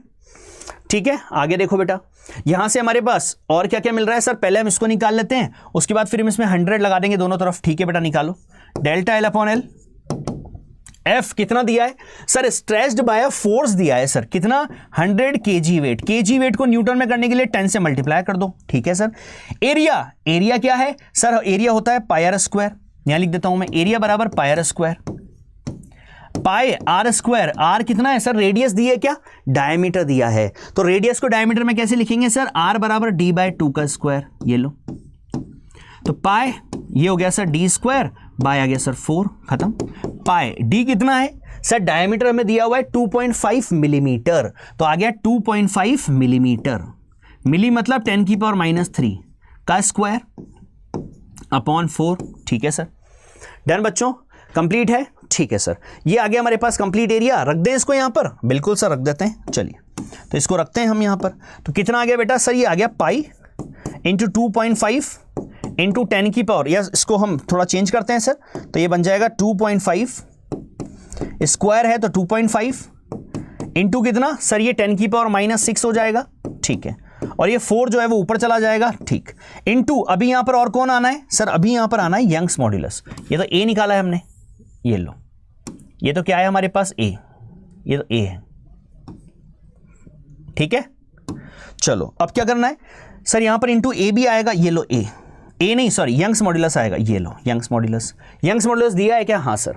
थोड़ा सा सॉल्व करते हैं इसको और देखो, तो कितना आया सर? ये आया हमारे पास delta L upon L equals to कितना सर? ये आ जाएगा हमारे पास 100। ये देखो, इसको थोड़ा सॉल्व करते हैं, तो कितना बन जाएगा सर? 4 इंटू 10⁻³ अपॉन यहां पर कुछ मिल रहा है, बिल्कुल सर। यंग्स मॉडुलस कितना दिया हुआ है सर? यंग्स मॉडुलस हमें दिया हुआ है दिस इज 12.5 इंटू 10 की पावर 11 डाइन, डाइन पर सेंटीमीटर दिया हुआ है सर। डाइन बताइए मुझे, डाइन को किस में कन्वर्ट करें सर? डाइन को हम कन्वर्ट करेंगे न्यूटन में। एक न्यूटन में कितने? 10 की पावर 5 डाइन, राइट। और सेंटीमीटर में कितना? एक सेंटीमीटर में 10 की पावर -2 मीटर, ठीक है सर। तो डाइन को किस में करें तो इसमें आ जाएगा सर इंटू 10 की पावर -5, ये तो न्यूटन में बन गया। और एक सेंटीमीटर में 10 की पावर -2 मीटर, तो -2 का स्क्वायर है ना तो -4, ये लो, खत्म। यहां तक की बात समझ आ गई, ठीक है। तो ये तो हमारे पास क्या आया बेटा? ये तो हमारे पास है केवल अभी यंग्स मॉड्यूलस, साथ में ये सारी वैल्यूज चल रही है ना वैल्यूज। चलो थोड़ी सी कैलकुलेशन बढ़ गई, कोई नहीं, देखो इधर इनटू हमारे पास ये सारी वैल्यू चलेगी। तो लिख दूं इसको यहां पर या इसको थोड़ा सॉल्व कर लूं? तो इसको थोड़ा सॉल्व करेंगे हम, तो डायरेक्ट इसको नीचे लिख देता हूं। तो देखो 10 की पावर -9 और ये कितना आ गया हमारे पास? ये आ गया हमारे पास 2, मतलब इसको सॉल्व करूंगा तो ये बन जाएगा 10 की पावर 2। बेटा हटा दिया मैंने, तुम लोग लिख लेना एक स्टेप, ठीक है ना। 10 की पावर 2 इंटू ये सारी वैल्यू आ जाएगी पाई 2.5 इंटू 2.5 इंटू 10 की पावर -6, ये लो, ठीक है, right. Delta L upon L. अब मुझे किस में करना है इसको? हाँ, रिलेशन में बताता हूँ, ये याद रखना। 1 न्यूटन में कितने डाइन होते हैं? 10 की पावर 5 डाइन होते हैं, ये ध्यान रखना, राइट, ठीक है। और 1 मीटर में 100 सेंटीमीटर तो आपको पता ही है, ठीक है। ये डेल्टा एल अपॉन एल। अब इसमें क्या करना है आपको? दोनों तरफ 100 से मल्टीप्लाई कर दो ताकि परसेंटेज में आंसर आ जाएगा। तो ये हो गया 4 इंटू 10 की पावर, ये देखो थोड़ा सा काटा पीटा किया, ये देखो ये 10 बच गया, तो कितना आ गया ऊपर? 40 upon 12.5 into pi into 2.5 into 2.5 into ये 10 की पावर -6 ऊपर जाएगा तो +6 हो जाएगा, ये लो, ठीक है बेटा। इंटू 100 करने से परसेंटेज में आंसर आ जाएगा। और बेटा आप इसका आंसर मुझे ऑप्शन में बताएंगे कि इसका आंसर क्या होगा। कैलकुलेशन करनी है, सॉल्व करना है, ठीक है। थोड़ा सा वैसे सॉल्व आप कर सकते हैं, देखो जैसे मैं लगाया इसको, पॉइंट हटाया, यहाँ के बन जाएगा 10 हो जाएगा, 100 हो जाएगा, 25 4 जा 100, आप करोगे इसको, ठीक है। आप करके मुझे आंसर दोगे ऑप्शन में, कौन सा आंसर होगा। क्लियर है? सारा कॉन्सेप्ट मैंने आपको बता दिया बेटा, कैसे कैसे चीजें सॉल्व करनी थी, अप्लाई करना था, वो समझ आ गया आपको? डन है, ठीक। सॉल्व करोगे, आंसर बताओगे ऑप्शन में, कौन सा ऑप्शन राइट होगा। क्लियर है? क्लियर है बच्चा? आगे चले, आगे चले, चलो नेक्स्ट आगे बढ़ते हैं। तो फिर एक क्वेश्चन देखते हैं जल्दी से। The diameter of the brass rod is कितना दिया है? डायमीटर हमें दिया है कितना सर? दिया है 4 मिलीमीटर। एंड यंग्स मॉड्यूलस दिया है कितना? यंग्स मॉड्यूलस दे रखा है इतना। The force required to stretch by 0.1% of its length is, ठीक है। मतलब हमें क्या दिया हुआ है? देखो बेटा ध्यान से सुनिए, फोर्स रिक्वायर्ड हमें निकालना है। तो यंग्स मॉड्यूलस होता है sir F upon A upon delta L upon L, यही है। अब हमें निकालना है फोर्स, तो यहां से मैं बोल सकता हूं F अपॉन ए बराबर क्या हो जाएगा? Y delta L upon L, बिल्कुल सर, ठीक है। हमें निकालना है फोर्स, तो फोर्स इक्वल टू हो जाएगा this Y delta L A upon कितना? अपॉन हो जाएगा सर हमारे पास, ये पूरा चला गया अपॉन एल, ये बचा, ठीक है। अब देखो क्वेश्चन के अंदर क्या दे रखा है? हमारे पास the force required to stretch by 0.1%। 0.1% मतलब हमारे पास delta L upon L into 100, percentage in length दिया हुआ है बेटा कितना? 0.1%, ठीक है। तो यहां से हम क्या कर सकते हैं sir? Delta L upon L बराबर हो जाएगा 0.1 अपॉन 100, ये लो, समझ गया मेरी बात? ये आ गया, कितना आ गया? 10 की पावर -3 आ गया सर, डेल्टा एल अपॉन एल आ गया, ठीक। फोर्स निकालना है हमें, ये लो, F इक्वल टू कितना हमारे पास? यंग्स मॉड्यूलस कितना दिया हुआ है सर? ये दिया हुआ है 9 इंटू 10 की power 10 into delta L upon L कितना आया सर? 10 की पावर -3। और एरिया कितना है? डायमीटर दे रखा है सर हमारे पास कितना? डायमीटर कितना दे रखा है? Diameter of brass is 4 millimetre, ठीक है। तो देखिए यहां से हमारे पास एरिया क्या हो जाएगा? पायर स्क्वायर, ठीक है। ब्रास हमारे पास दे रखा है, यंग्स मॉड्यूलस दे रखा है, ठीक है। चलो बेटा पायर स्क्वायर आर हमारे पास कितना हो जाएगा? D/2, डायमीटर दिया हुआ है, ठीक है। डायमीटर कितना दिया हुआ है? तो D²/4 लिख दूं इसको, चलो D²/4। डी कितना दिया हुआ है बताओ सर? डी हमारे पास दिया हुआ है 4 मिलीमीटर। तो 4 मिलीमीटर को क्या लिखेंगे सर? 4 मिली मतलब 10 की पावर -3 का स्क्वायर बाय 4 चल ही रहा है, ठीक। यहां पर क्या आ जाएगा सर? 4 का 16 पाई इंटू 10 की पावर -6 बाय कितना? बाय 4। सर ये कट गया 4 टाइम्स, कितना आ गया बेटा? तो ये आ गया सर हमारे पास इंटू 4 इंटू 10 की पावर -6, ये लो, क्लियर है बेटा? 4 और पाई चल रहा है, बिल्कुल सर ये पाई चल रहा है, ठीक है ना बेटा? अब देखो सॉल्व करते हैं थोड़ा सा, क्या मिला सर? F इक्वल टू आ जाएगा 9 इंटू 10 की पावर कितना सर, ये हो गया हमारे पास कितना 9, तो 10 माइनस 9 कितना हो गया हमारे पास 1, बिल्कुल सर, तो ये हो गया 1 और साथ में हमारे पास एक्स्ट्रा क्या चल रहा है सर 4 चल रहा है एक, तो ये लो हमारे पास क्या चल रहा है 4, ठीक है, और कुछ बचा सर हमारे पास बचा एक 10 और एक बचा पाए, कितना आ गया बेटा सर f इक्वल टू आ गया हमारे पास 9 4 जा 36 इंटू 2 0 और पाए, तो कितना आ गया हमारे पास यही आया ना 36, कितना है हमारे पास 2 0 बचे क्या, 2 0 बचे क्या, देखो एक बार सर ये 10 की पावर 9 नहीं सर एक ही 0 बचा है, एक ही 0 बचा है बिल्कुल, तो एक 0 बचा है तो हमारे पास ये एक ही 0 आएगा केवल, तो आ जाएगा 360 इंटू पाए न्यूटन, खत्म खत्म। थोड़ी सी कैलकुलेशन है, आंसर आना है बेटा, डेफिनेटली आएगा, आपकी कैलकुलेशन सही रहेगी तो आंसर आपका आना ही आना है, ठीक है डन बच्चों, क्लियर है, आगे चलें, चलो नेक्स्ट चलते हैं, आगे क्या है, The following 4 wires of length L and radius R are made of the same material. Which of these have the largest extension when the same tension is applied? ठीक है, अब सुनो बेटा, निकालना क्या है आपको, क्या निकालना है बताओ, which of these have the largest extension, delta L निकालना है बेटा, ठीक है, क्या निकालना है डेल्टा L। अब मुझे बताओ सबसे ज्यादा डेल्टा L कहाँ आएगा, तो उसके लिए पहले देख लेते हैं एक बार, यंग्स मॉड्यूलस क्या होता है sir F upon A upon delta L upon L, तो यहां से sir delta L upon L बराबर हमारे पास क्या हो जाएगा F upon Y into A, बिल्कुल सर, तो यहां से देखो बेटा अब मटेरियल सेम है क्या, 4 wires of equal this radius R and made of the same, मतलब यंग्स मॉड्यूलस तो सेम है, ठीक है सर, आगे क्या बोल रहा है when the same tension is applied, मतलब फोर्स भी सेम है, ठीक है सर, मतलब यहां से क्या मिला delta L equals to L upon A, तो मतलब ये निकला, और इसको भी थोड़ा सॉल्व करें, L अपॉन कितना पाई आर स्क्वायर, ठीक है सर, तो यहां से फाइनली बात निकल के आई कि सर एक तो जिसकी लेंथ ज्यादा होगी, समझना बात बेटा, जिसकी लेंथ ज्यादा होगी उसमें डेल्टा L ज्यादा होगा, हाँ सर, और जिसका R कम होगा उसकी डेल्टा L ज्यादा होगा, तो मतलब मैं ये बोल सकता हूं कि जिसकी रेडियस कम होगी, जिसकी रेडियस कम होगी उसका डेल्टा L ज्यादा होगा, हाँ, तो एक्सटेंशन ज्यादा किस में आएगा, जिसकी रेडियस कम होगी, तो जब रेडियस कम होगी तो देखो इसमें सबसे कम रेडियस किसमें, इसमें, और किसमें मिलीमीटर में, बात समझ गए आप, अब सब में मिलीमीटर में और इसमें सबसे कम है, ठीक है, अब इधर आ जाओ, लेंथ जिसकी ज्यादा होगी उसके लिए डेल्टा L ज्यादा होगा, तो कंपेरेटिवली इनके अगर हम देखें तो कंपेरेटिवली इसमें जो चेंज है वो ज्यादा होगा यहाँ, और डेल्टा L जिसका सबसे कम होगा उसका डेल्टा L क्या होगा ज्यादा होगा, उसमें चेंजेस इन लेंथ ज्यादा होगा।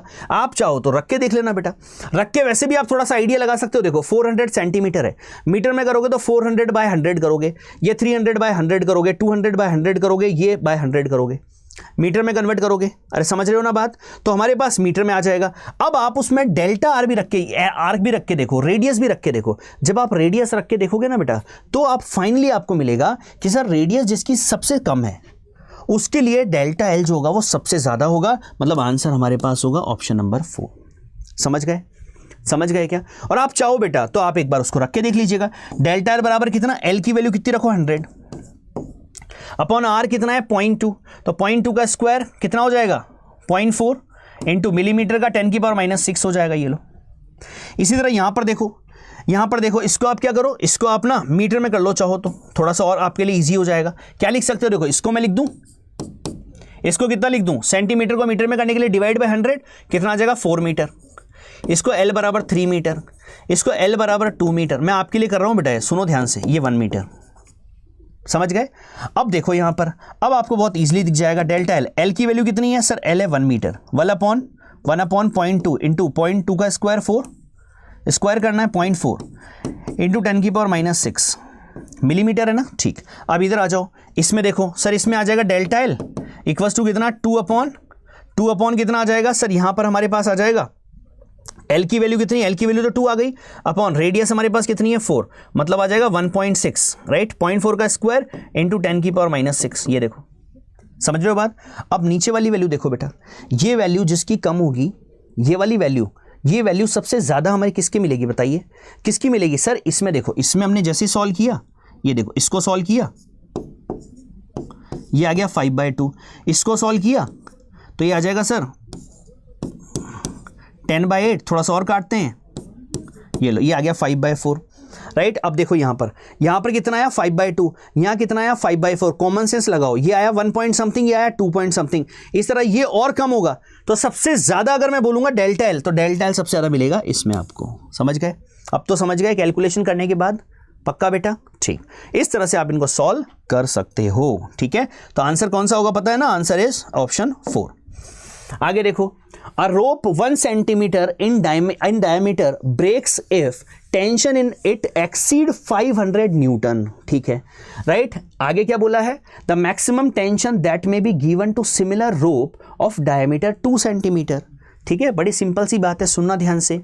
हमारे पास क्या निकालना है बेटा? हमें टेंशन निकालनी है। अब इसके अलावा और बात किसकी चल रही है सर? मान लीजिए यंग्स मॉड्यूलस हम लिखते हैं, F/A डेल्टा L/L, ये लो। ठीक, अब यहां पर F क्या है? टेंशन है। ठीक है सर, ये लिख दिया मैंने, क्या लिख दिया? T/A upon delta L/L। ठीक है, आगे क्या बोल रहा है वो? 1 सेंटीमीटर इन डायमीटर। ठीक है सर, ब्रेक्स होती है if tension in it exceed 500 कितना Newton, the maximum tension that में बी गिवन टू सिमिलर रोप। बेटा सिमिलर रोप बोलते ही हमारे पास क्या हो गया? वाई सेम हो गया सर। तो यहां से आ गया T/A बराबर कितना? T/A हमारे पास यही रखो y, ये डेल्टा एल तो ऊपर चला जाएगा, तो y डेल्टा L/L, ये लो। ठीक, अब यहां पर देखो क्या क्या कांस्टेंट है, सुनो। यहां पर हमारे पास y कांस्टेंट है। ठीक है सर, किस किस की बात चल रही है सर? हमारे पास t की बात चल रही है, टेंशन की, और एरिया की बात चल रही है। और भी कोई है क्या? नहीं सर, और किसी भी तरह का चेंजेस यहां पर नहीं है। सिमिलर रोप है, डायमीटर हमारे पास 2 सेंटीमीटर दिया हुआ है। ठीक है, ब्रेक्स, टेंशन की बात हो रही है और एरिया की बात हो रही है, तो ये सारी चीजें कांस्टेंट है।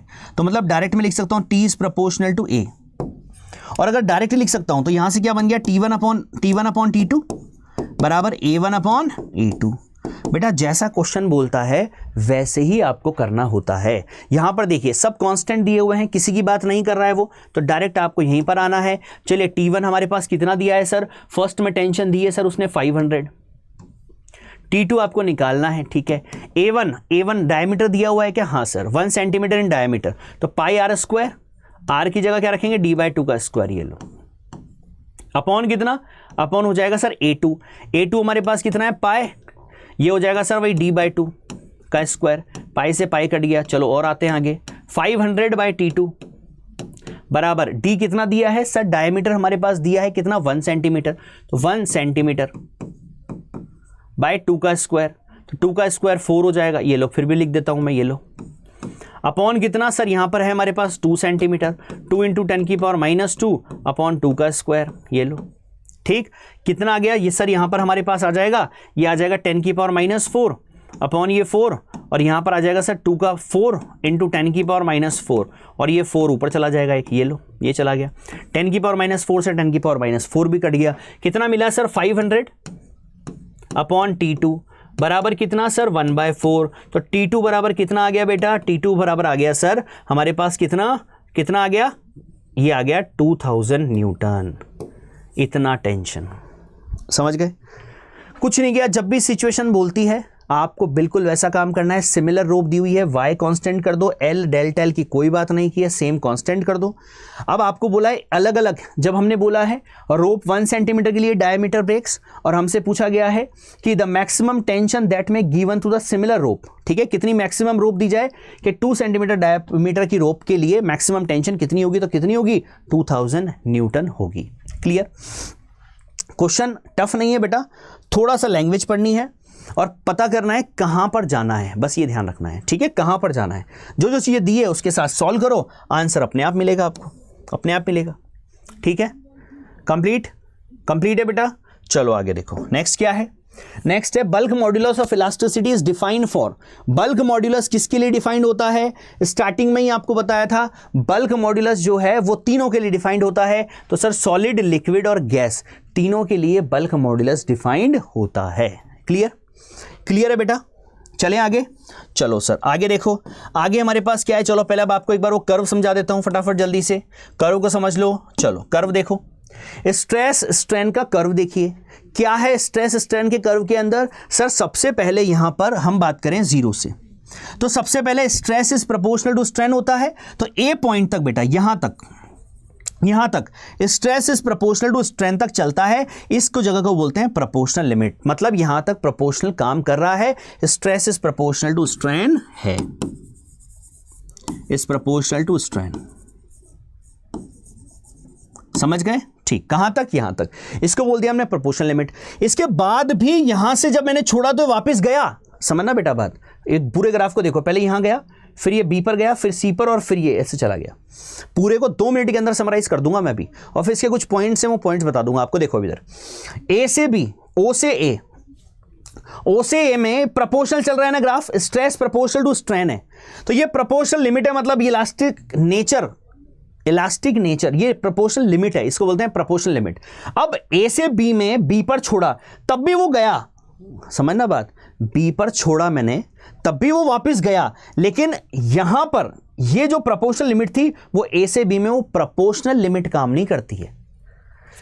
मतलब प्रोपोर्शनल लिमिट केवल काम कर रही है ओ से ए तक, ए से बी में प्रोपोर्शनल लिमिट काम नहीं कर रही है। इलास्टिक नेचर तो है, इसीलिए इसको हम क्या बोल देते हैं बेटा, इस कंडीशन को हम बोल देते हैं क्या, इलास्टिक लिमिट। देखो इधर इलास्टिक लिमिट या फिर यील्ड पॉइंट, तो ये इलास्टिक की लिमिट हो गई, मतलब यहां से छोड़ूंगा मैं तब भी ये जाएगा, लेकिन इस बीच में ये प्रोपोर्शनल लिमिट को क्रॉस कर चुका है। Proportional limit stress is proportional to strain, तो यहीं तक काम करेगी। हां, उसके बाद भी ए से बी में इलास्टिक नेचर होगा, लेकिन वो प्रोपोर्शनल लिमिट नहीं होगी।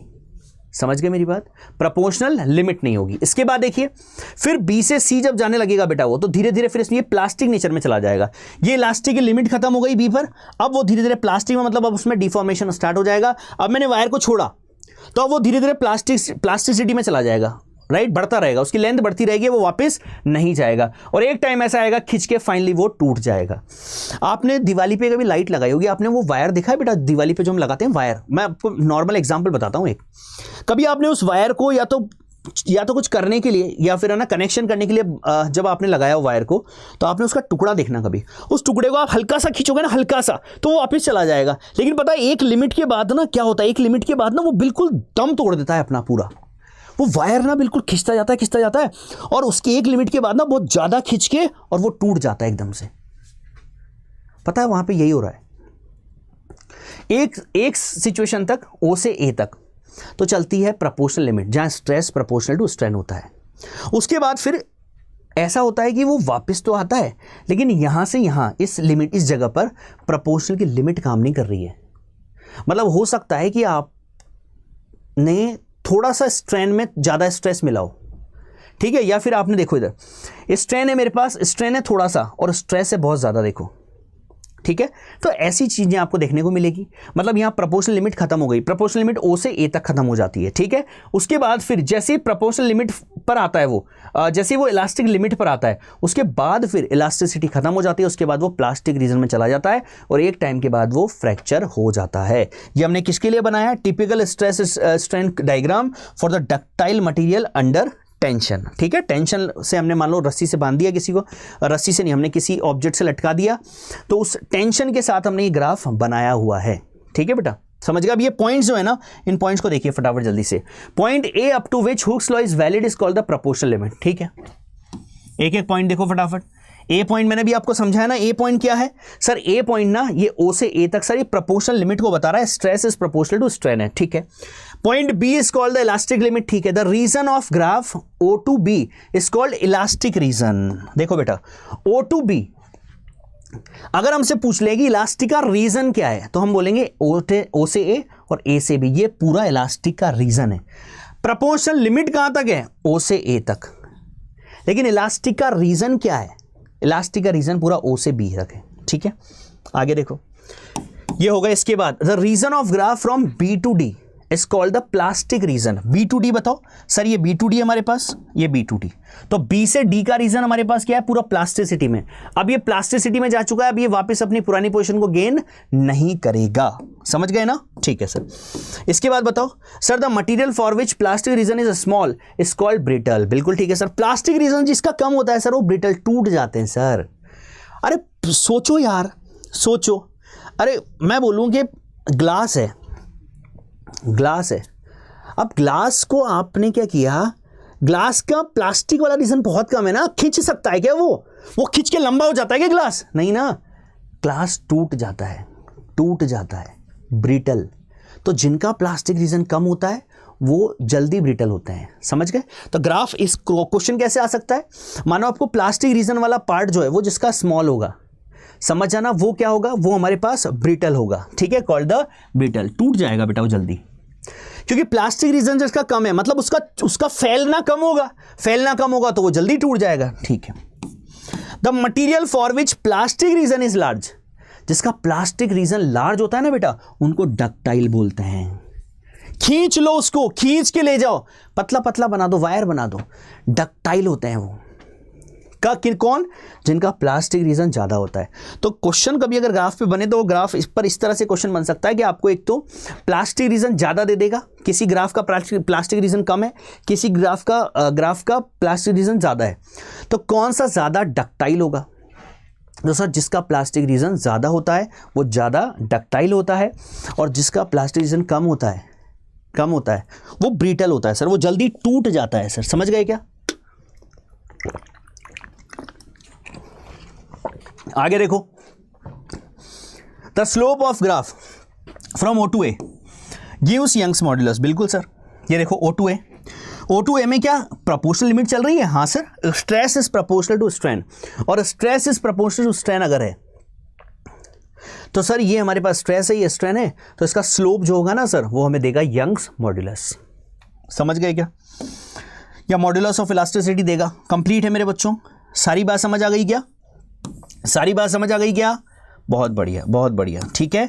चलो बेटा क्वेश्चन करते हैं, दो लास्ट क्वेश्चन हमारे पास, देखो फटाफट जल्दी से, ठीक है, फिर इसके बाद एक छोटा सा कॉन्सेप्ट है वो और सीखेंगे हम। चलिए क्या है क्वेश्चन, देखिए क्वेश्चन है आपके पास, if the ratio of the diameters length and Young's modulus of steel and copper wire shown in this are P, Q and S respectively, then the corresponding ratio of increase in their length would be। चलिए शुरू करते हैं बेटा, देखो तो पहले जो दिया हुआ है ना बेटा उसको पहले नोट करिए क्या क्या दिया हुआ है। देखो हमारे पास दिया हुआ है, रेशियो दिया हुआ है डायमीटर का, ठीक है, लेंथ का और यंग्स मॉड्यूलस का। तो डायमीटर का d1/d2 किस किस के लिए दिया हुआ है, स्टील और कॉपर के लिए, तो स्टील और कॉपर, ये लो, राइट, डायमीटर का है, लेंथ का है और यंग्स मॉड्यूलस का है। बिल्कुल तमीज से करना है बेटा, कोई जल्दबाजी नहीं है, ठीक है, क्योंकि हल्की सी चूक गड़बड़ कर देगी। यहां पर क्या क्या दे रखा है हमारे पास, दे रखा है सर एक तो P दे रखा है डायमीटर के लिए, और हमारे पास Q दे रखा है सर लेंथ के लिए, और उसके अलावा हमारे पास S दे रखा है सर यंग्स मॉड्यूलस के लिए। ठीक है बेटा, ये बातें हमने लिख ली यहां पर, ठीक है, दिखने में आपको बड़ा लग रहा है, क्वेश्चन वैसे है बहुत छोटा, ठीक। आगे क्या बोला है, then the corresponding ratio of increase in their length would be, increase in length would be निकालना है, रेशियो निकालना है, मतलब delta L S upon delta L C अपन को निकालना है। ठीक है सर, यहां तक पहुंचते हैं, कैसे पहुंचेंगे सर, पहले ना सर हम लिखते हैं Young's modulus for S steel लिखते हैं सर, ठीक है, लिखे, चलो क्या हो जाएगा सर, ये हो जाएगा F steel upon area, right, area of steel into delta L upon L, delta L steel upon L steel. ठीक है, तो यहां से बेटा मैं इसको ऐसे भी लिख सकता हूं क्या sir, F S upon A S, और यहां से सर ये ऊपर आ जाएगा एल एस अपॉन कितना, डेल्टा एल एस, ये लो, ठीक है, ठीक सर, यहां से हम लिख सकते हैं डेल्टा एल एस बराबर कितना sir, F S into L S upon Young's modulus of silver into कितना, इंटू हमारे पास आ जाएगा सर ए एस, ये लो, ठीक। चलो अब देखो बेटा, इसको थोड़ा सा ध्यान से देखें, और ध्यान से देखें तो हमें यही करना है, बेसिकली डिवाइड करना है, डिवाइड करते हैं सर। तो डिवाइड हमने किया तो आया delta L S delta L C, ठीक है, सबके लिए लिख लो, देखो पहले इसके लिए लिख लो F S L S upon Y S A S, ठीक है, यहां आ जाएगा अब इसके लिए क्या आ जाएगा, एफ सी एल सी, यहां पर आ जाएगा वाई सी और ए सी, ये लो, ठीक है बेटा। थोड़ा सा अलग अलग कर लेते हैं, अलग अलग करेंगे तो क्या आएगा सर, अलग अलग कर लीजिए सबको, F S upon F C, ठीक है, अच्छा इधर देखो L S upon L C, ठीक है सर, और कुछ सर यहां पर आएगा हमारे पास Y C upon Y S, बिल्कुल ठीक है सर, और क्या बचा, ए सी अपॉन ए एस, ठीक है सर, ये बचा, डन बच्चों, यही है मेरे पास, ये आया सर हमारे पास delta L S upon delta L C. ठीक, अच्छा कुछ क्या क्या दे रखा है सर, हमें दे रखा है, थोड़ा सा इसको छोटा कर लें हम लोग, दिखेगा क्या ये आपको, गड़बड़ हो जाएगा क्या, कोई मतलब निकला नहीं, वैसे थोड़ी जगह मिल गई ना। दिख रहा है बेटा आपको, दिख रहा है क्या क्वेश्चन, दिख रहा है आपको, या इधर करते हैं, चलो बड़ा ही कर लेते हैं, रहने तो, ठीक है, जैसा था वैसे ही कर लेते हैं, ये लो, नहीं तो गड़बड़ हो जाएगा। ठीक, थोड़ा नीचे करूं, ये लो, ठीक है ना। चलो अब देखो ये चीजें हमें दी है, जो दी है हम उसको लिख ले, जो दी है हम उसको लिख लें, चलो इधर साइड में लिख लेते हैं, ठीक है ना। तो यहां पर मैं इसको साइड में लिख रहा हूं, तो हमारे पास आ जाएगा डेल्टा एल, डेल्टा एल, देखो यहां पर क्या क्या दिया हुआ है सर हमारे पास, पहले हम एरिया को कन्वर्ट कर लेते हैं सर, दूसरे पेज पर आ जाऊं, चलो दूसरे पेज पर आ जाता हूं, दूसरे पेज पर आते हैं हम लोग। दूसरे पेज पर हमारे पास डायग्राम तो दिया हुआ है, ये सारी बातें नहीं दी, चलो एक बार फटाफट जल्दी से इसको और लिख लेते हैं, डेल्टा एल एस, राइट, क्या क्या दिया है sir, delta L S upon delta L C बराबर, बराबर क्या क्या है हमारे पास, देखो फटाफट, F S upon F C, F S upon F C, ठीक है, इनटू और क्या है मेरे पास सर, और है हमारे पास L S upon L C, L S upon L C, ठीक है सर। इसके अलावा और क्या है sir, Y C upon Y S, ठीक है sir, Y C upon Y S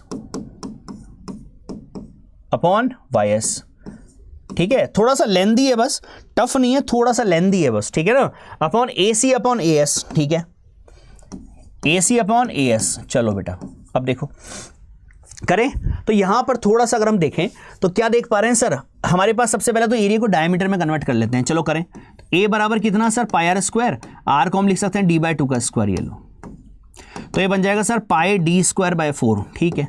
लेकिन सर देखिए जब हम क्या करेंगे कि हम इसको रेशो लेंगे ना सर, तो कट जाएगी वैल्यू, और कट जाएगी ना सर वैल्यू, तो हम इसको डी स्क्वायर लिख लेते हैं सर एक ही जगह, ठीक रहेगा ना, ठीक रहेगा। तो यहां से हमारे पास मिला एफ एस, अच्छा अब ये एफ एस और एफ सी देखो बेटा, एफ एस और एफ सी को भी लिख लो। एफ एस क्या है, एफ एस क्या है देखो, स्टील के लिए और कॉपर के लिए, तो ये जो होगा यहां पर, ये तो होगा फॉर कॉपर और ये होगा फॉर स्टील। और ये एफ एस और एफ सी जो है, क्या ये टेंशन है, क्या टेंशन है क्या, हाँ, इक्विलिब्रियम में टेंशन क्या होगी सर, एफ सी जो होगा वो बैलेंस कर रहा होगा किसको, इसको, तो ये नीचे क्या लग रहा है जी, धरती मां खींच दी होगी इतना mg, तो 5 mg। और एफ एस की अगर बात करूंगा तो एफ एस कितना हो जाएगा सर, 2 तो ये और ये 5, टोटल कितना हो गया 7 mg, ये लो, समझ गए बेटा, समझ गए क्या, एफ स्टील किसको बैलेंस कर रहा होगा, पूरा 7 mg को, एफ सी किसको कर रहा होगा सर, 5 mg को, लिख दिया हमने, रख दो वैल्यू यहां पर, क्या आ जाएगी, एफ एस कितना आएगा सर, एफ एस आएगा 7 mg, और एफ सी कितना हो जाएगा सर हमारे पास, एफ सी हो जाएगा 5 mg, ये लो, into L S upon this, इसको ऐसे कैसे रहने दो, रेशो दे रखा है क्या, L S upon L C का रेशो दे रखा है क्यू, L S upon L C का रेशो दे रखा है क्यू, ठीक है सर, इनटू यंग्स मॉड्यूलस का Y C upon Y S दिया है क्या sir, Y S upon Y C, Y S upon Y C दिया है सर एस। एक बार वापस देख लेते हैं, यहां पर हमारे पास क्या है सर, वाई सी ऊपर है सर, तो Y C upon Y S देखना है, तो Y C upon Y S है क्या, नहीं sir, Y S upon Y C है, हमें चाहिए Y C upon Y S, यहां दिया हुआ है Y S upon Y C, तो ये क्या हो जाएगा 1 अपॉन एस, हाँ सर 1 अपॉन एस हो जाएगा, ठीक है, तो ये कितना हो जाएगा 1 अपॉन एस, ठीक है। और ये क्या हो जाएगा ए C upon A S, sir इसको हम लिख सकते हैं, क्या डी एस या डी सी का स्क्वायर अपॉन डी एस का स्क्वायर, ठीक है, राइट। और इसको कंबाइन करके मैं क्या लिख सकता हूं, इसको कंबाइन करके आप लिख दीजिए sir, this is D C upon D S का स्क्वायर, लिख सकते हैं, ठीक। यहां से देखो बेटा ये कट गया, कितना मिल गया sir 7/5 Q by S into, अब ये बच रहा है, अब ये देखो sir D C upon D S, sir D C upon D S नहीं है sir, D S upon D C तो हमें पता है, लेकिन D C upon D S आप करोगे तो इसको उल्टा कर दो सर, 1 अपॉन पी बन जाएगा ये, तो 1 अपॉन पी बन गया। चलो यहां रख दो 1 अपॉन पी का स्क्वायर, और 1 अपॉन पी का स्क्वायर, 1 अपॉन पी का स्क्वायर क्या बन जाएगा 1 अपॉन पी स्क्वायर। मतलब फाइनल हमारे पास जो आया बेटा वो क्या आया सर, फाइनल हमारे पास आया 7Q upon 5sp²। Sir this is our final answer. खत्म, ठीक है।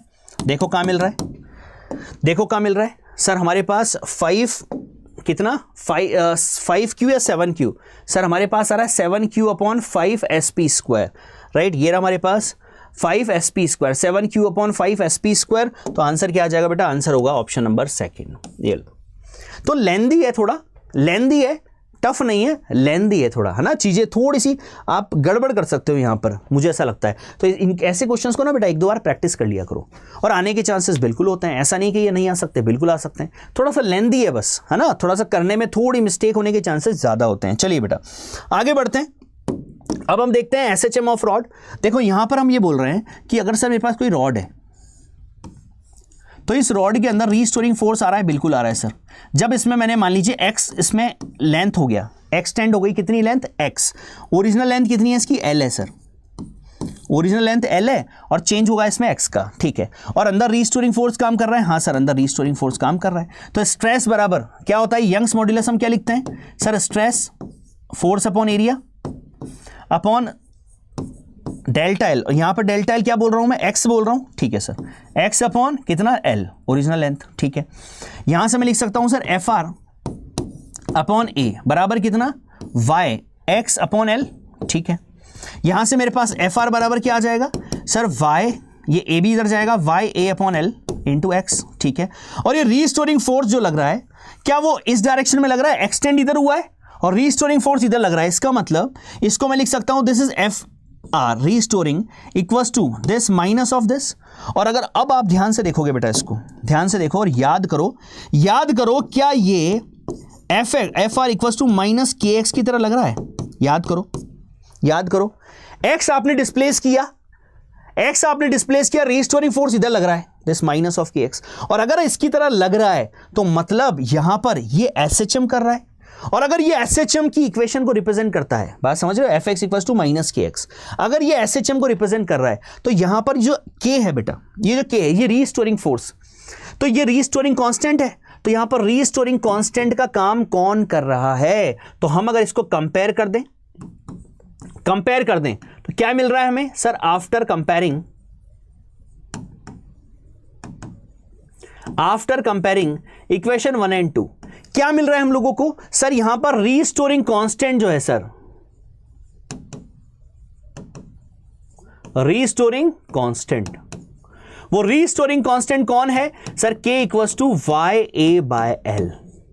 ये लो, बात समझ गए आप, ठीक है। तो मतलब हमें एक बात समझ आई सर कि अगर हम बोलें कि रॉड में हमने एक्सटर्नल फोर्स लगाया, अंदर अगर रीस्टोरिंग फोर्स आ रहा है तो यहां पर डेफिनेटली क्या हो रहा होगा, यहां पर कुछ ना कुछ एसएचएम हो रहा होगा। और यहां एसएचएम की कंडीशन अगर ये अप्लाई करता है, अगर फुलफिल करता है, तो डेफिनेटली रीस्टोरिंग फोर्स हमारे पास कितना होता है, एफ आर इक्वल्स टू कितना, माइनस ऑफ के एक्स। के क्या होता है, रीस्टोरिंग कांस्टेंट, और रीस्टोरिंग कांस्टेंट को अगर हम कंपेयर करें यहां से निकालें तो वो कितना हो रहा होगा यहां पर, तो रीस्टोरिंग कांस्टेंट होगा यहां पर कितना, वाई ए बाय एल। और रीस्टोरिंग कांस्टेंट अगर आ गया तो अब मुझे बताओ कि एसएचएम में अगर मैं आपसे बोलूं टाइम पीरियड कितना होगा, तो टाइम पीरियड एसएचएम का टाइम पीरियड कितना, टी बराबर 2 pi under root M upon K होता है स्प्रिंग के लिए, याद है क्या, अगर नहीं याद है तो याद रखना, time period of spring M upon K. तो यहां पर अगर हम कंपेयर करेंगे तो यहां पर क्या लिख सकते हैं, एम अपॉन के कितना है मेरे पास, रीस्टोरिंग कांस्टेंट कितना सर, वो हो जाएगा हमारे पास this Y A by L. खत्म, ये लो, अरे समझे कि नहीं, समझ गए बेटा। तो ये हमारे पास क्या आ गया, टाइम पीरियड ऑफ एसएचएम। अगर कोई हमसे बोल दे कि क्या रॉड के अंदर चेंज आने पर क्या यहाँ पर कुछ एसएचएम होगा, तो एसएचएम होगा तो टाइम पीरियड होगा, हाँ सर टाइम पीरियड होगा, टाइम पीरियड होगा तो फ्रीक्वेंसी भी, हाँ सर उसको उल्टा कर दो सर, फ्रीक्वेंसी आ जाएगी एफ इक्वल्स टू 1/t होता है, वहां से हम ये भी निकाल लेंगे। तो सारी बातें कुल मिला के हम यहां पर अब कर सकते हैं। समझ गए क्या बेटा, अरे समझ गए क्या, ठीक है। तो इस तरह से अगर कभी क्वेश्चन पूछा जाएगा तो आप समझ जाएंगे क्या करना है आपको, ठीक है। याद रखिए इन बातों को, ये सब काम आने वाली बातें हैं। अगर आपसे कोई बोल दे कि अगर वो एक्स एक्सटेंड होती है, एक्स का उसमें चेंज आता है, तो हमने तो स्प्रिंग में ये भी देखा था कि स्प्रिंग को हमने खींचा था एक्स, तो उसके अंदर एक पोटेंशियल एनर्जी स्टोर हो गई थी, याद है, स्प्रिंग को हमने खींचा था, उसके अंदर एनर्जी स्टोर हो गई थी, वो वापस चली गई थी, हाँ हुआ था ना। तो अगर सर आप यहां रीस्टोरिंग कांस्टेंट बता रहे हो तो 100% फिर यहां पर तो पोटेंशियल एनर्जी जैसा कॉन्सेप्ट भी होगा, हाँ होगा। तो देखो क्या होगा, तो सर पोटेंशियल एनर्जी करते हैं सर,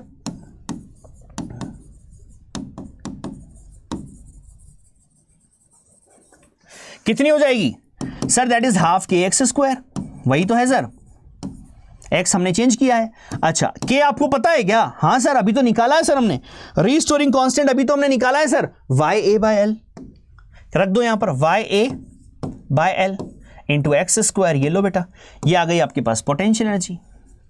ठीक है, अब यहां से बड़ा बड़ा प्यारा सा क्वेश्चन भी बना सकते हो आप, कैसे, बहुत अच्छी अच्छी वैरायटी के क्वेश्चन बन सकते हैं। जैसे मान लीजिए मेरे पास ये रॉड है, यहां पर ये रॉड है, इस रॉड के लिए आपको लेंथ दी हुई है, इसका यंग्स मॉडुलस दिया हुआ है, इसका क्रॉस सेक्शन एरिया दिया हुआ है, ये लो।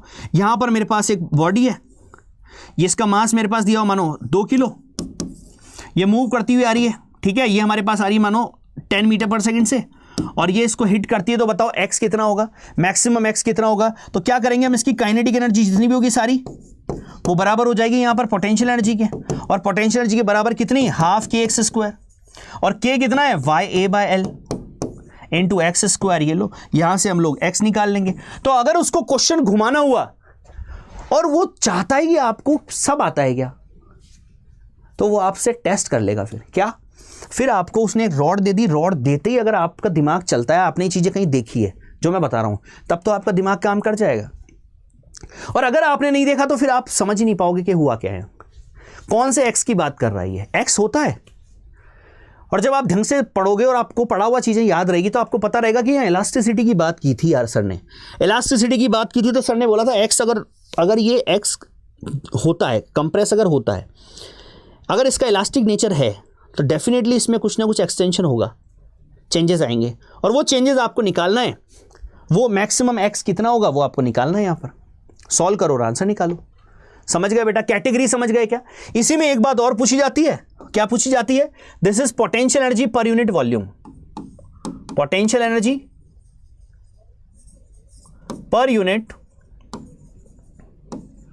Volume, potential energy per unit volume, capital U by V। अब ये क्या है सर, देखो यहीं पर मैं बात करूं, अगर x हमने किया था ना, इसको एक्सटेंड, ये x, ओरिजिनल लेंथ कितनी है, L है, रीस्टोरिंग फोर्स Fr काम कर रहा है, बिल्कुल सर। कितनी पोटेंशियल एनर्जी आ गई इसमें सर, U इक्वल्स टू अभी हमने देखा था सर, हाफ के एक्स स्क्वायर, K कितना है सर, रीस्टोरिंग कांस्टेंट कितना, वाई ए बाय एल, ठीक है, इनटू कितना, एक्स स्क्वायर, ठीक है सर। मैं बोल रहा हूं potential energy per unit volume, small u बराबर capital U upon volume. Volume कितना है इसका, A है इसका क्रॉस सेक्शन एरिया, L है इसकी लेंथ, क्या हो जाएगा बेटा, पूरा लिख दो पहले, half Y A by L into X square. अब वॉल्यूम कितना सर, वॉल्यूम होगा इस रॉड का A इंटू एल, ये लो A इंटू एल, A से A कट गया, ठीक है, क्या आया 1/2, देखो यंग्स मॉड्यूलस यहां पर आ जाएगा x अपॉन एल, और एल भी स्क्वायर और एक्स भी स्क्वायर, तो x अपॉन एल का स्क्वायर, ठीक है सर। यहां से क्या मिला 1/2 यंग्स मॉड्यूलस। अच्छा x अपॉन एल क्या है सर, x है चेंज अपॉन ओरिजिनल, और चेंज अपॉन ओरिजिनल स्ट्रेन होता है सर, तो ये मिल जाएगा स्ट्रेन का स्क्वायर, समझे कि नहीं। मतलब energy per unit volume, potential energy per unit volume small u, क्या मिला, पहला फॉर्मूला 1/2 यंग्स मॉड्यूलस स्ट्रेन का स्क्वायर, ये लो बेटा, ये मिला आपको फर्स्ट फॉर्मूला। और है क्या सर, बिल्कुल और बना सकते हो आप, कैसे, और देखो तो u potential energy per unit volume क्या बनाएंगे 1/2 यंग्स मॉड्यूलस को क्या लिख सकते हैं, stress upon strain, stress upon strain into strain का स्क्वायर। एक स्ट्रेन से एक स्ट्रेन कट गया, कितना मिला 1/2 स्ट्रेस इनटू स्ट्रेन, ये लो बेटा, ये मिल गया आपके पास potential energy per unit volume का एक और फॉर्मूला। समझ गए मेरा बच्चा? तो कभी अगर potential energy per unit volume का कॉन्सेप्ट आपसे पूछ ले तो आपको पता है क्या? हाँ सर हमने पढ़ा था, पोटेंशियल एनर्जी पढ़ी थी सर हमने, और पोटेंशियल एनर्जी पढ़ी थी, पर यूनिट वॉल्यूम किया था तो फॉर्मूला आ गया था। और डायरेक्ट याद रखोगे तो भी बहुत हेल्प होगी। कभी अगर स्ट्रेस दिया हुआ है, स्ट्रेन निकालना है, कोई भी क्वांटिटी दी हुई है तो आप निकाल सकते हो दूसरी क्वांटिटीज। तो क्या हो जाएगा सर? 1/2 स्ट्रेस इंटू स्ट्रेन, ये याद रख लो, सबसे ईजी है। Potential energy per unit length कितना sir? 1/2 stress into strain, that's it. एक याद रखो, बस एक याद रखो, दूसरे अपने आप बना लोगे। आया कैसे सर? ये रही पूरी प्रक्रिया। क्लियर है मेरे बच्चों? सारी बातें जितनी पढ़ाई सब क्लियर है क्या? पक्का? इसमें कोई डाउट तो नहीं है आप लोगों को? सारी बात क्लियर है? पोटेंशियल एनर्जी क्या थी? वापस आ जाता हूं एक बार फटाफट। सर हमने क्या देखा? हमने देखा कि अगर हम एक्स ले जाते हैं तो इसमें एनर्जी स्टोर होती है। सर ये वापस जा रही है ना, वापस जा रही है, इसका मतलब रीस्टोरिंग फोर्स काम कर रहा है सर। तो रीस्टोरिंग फोर्स काम कर रहा है तो हमने रीस्टोरिंग फोर्स से कंपेयर कर दिया sir, F equals to minus K X से। तो के हो गया रीस्टोरिंग कांस्टेंट। तो के रीस्टोरिंग कांस्टेंट कितना होगा रॉड के लिए? YA/L होगा सर। ये लो, YA/L हो गया हमारे पास रीस्टोरिंग कांस्टेंट। तो यहां पर SHM की अगर मैं टाइम पीरियड बोलूं तो टाइम पीरियड क्या होगा? तो ये ऐसे गया फिर ऐसे आया, तो मतलब टाइम पीरियड कितना होगा? 2π M/K होता है स्प्रिंग के लिए। तो क्या हो जाएगा? M/K, के की जगह क्या रख देंगे? YA/L रख देंगे, टाइम पीरियड आ जाएगा। क्लियर है? इसी तरह पोटेंशियल एनर्जी कितनी स्टोर हो जाएगी? तो सर 1/2 हाफ KX² होता है। के हमें पता चल गया सर, आ गया YA/L, मजा आ गया सर। क्वेश्चन वेराइटी हम दबा के बना सकते हैं सर। हमें अगर कैटेगरी समझ आ गई तो हम बना सकते हैं ना, फिर क्या दिक्कत है उसमें? ठीक। इसके बाद potential energy per unit volume भी पूछ लिया जाता है कभी कभी। क्या है formula? 1/2 stress into strain, that's it. कैसे आया? वही किया है सर। पोटेंशियल एनर्जी लिखी सर, यूनिट वॉल्यूम किया, पर यूनिट वॉल्यूम किया, अपने आप बनता गया। हमने कुछ किया ही नहीं, अपने आप बनता गया। याद आप रख लोगे तो मजा आएगा बेटा। कई अगर मान लीजिए कभी मिल जाता है तो आप डायरेक्ट अप्लाई कर सकते हैं। वैसे हमने जनरली क्वेश्चन जो है वो इलास्टिसिटी वाले फॉर्मेट से पूछे जाते हैं, जो हमने कर लिए क्वेश्चन ऑलरेडी, है ना। फिर भी आपको आना चाहिए, फिर भी आपको चीजें आनी चाहिए। कंप्लीट। लास्ट टॉपिक है बेटा इस पूरे चैप्टर का, दैट इज पोजीशन रेशियो। क्या है?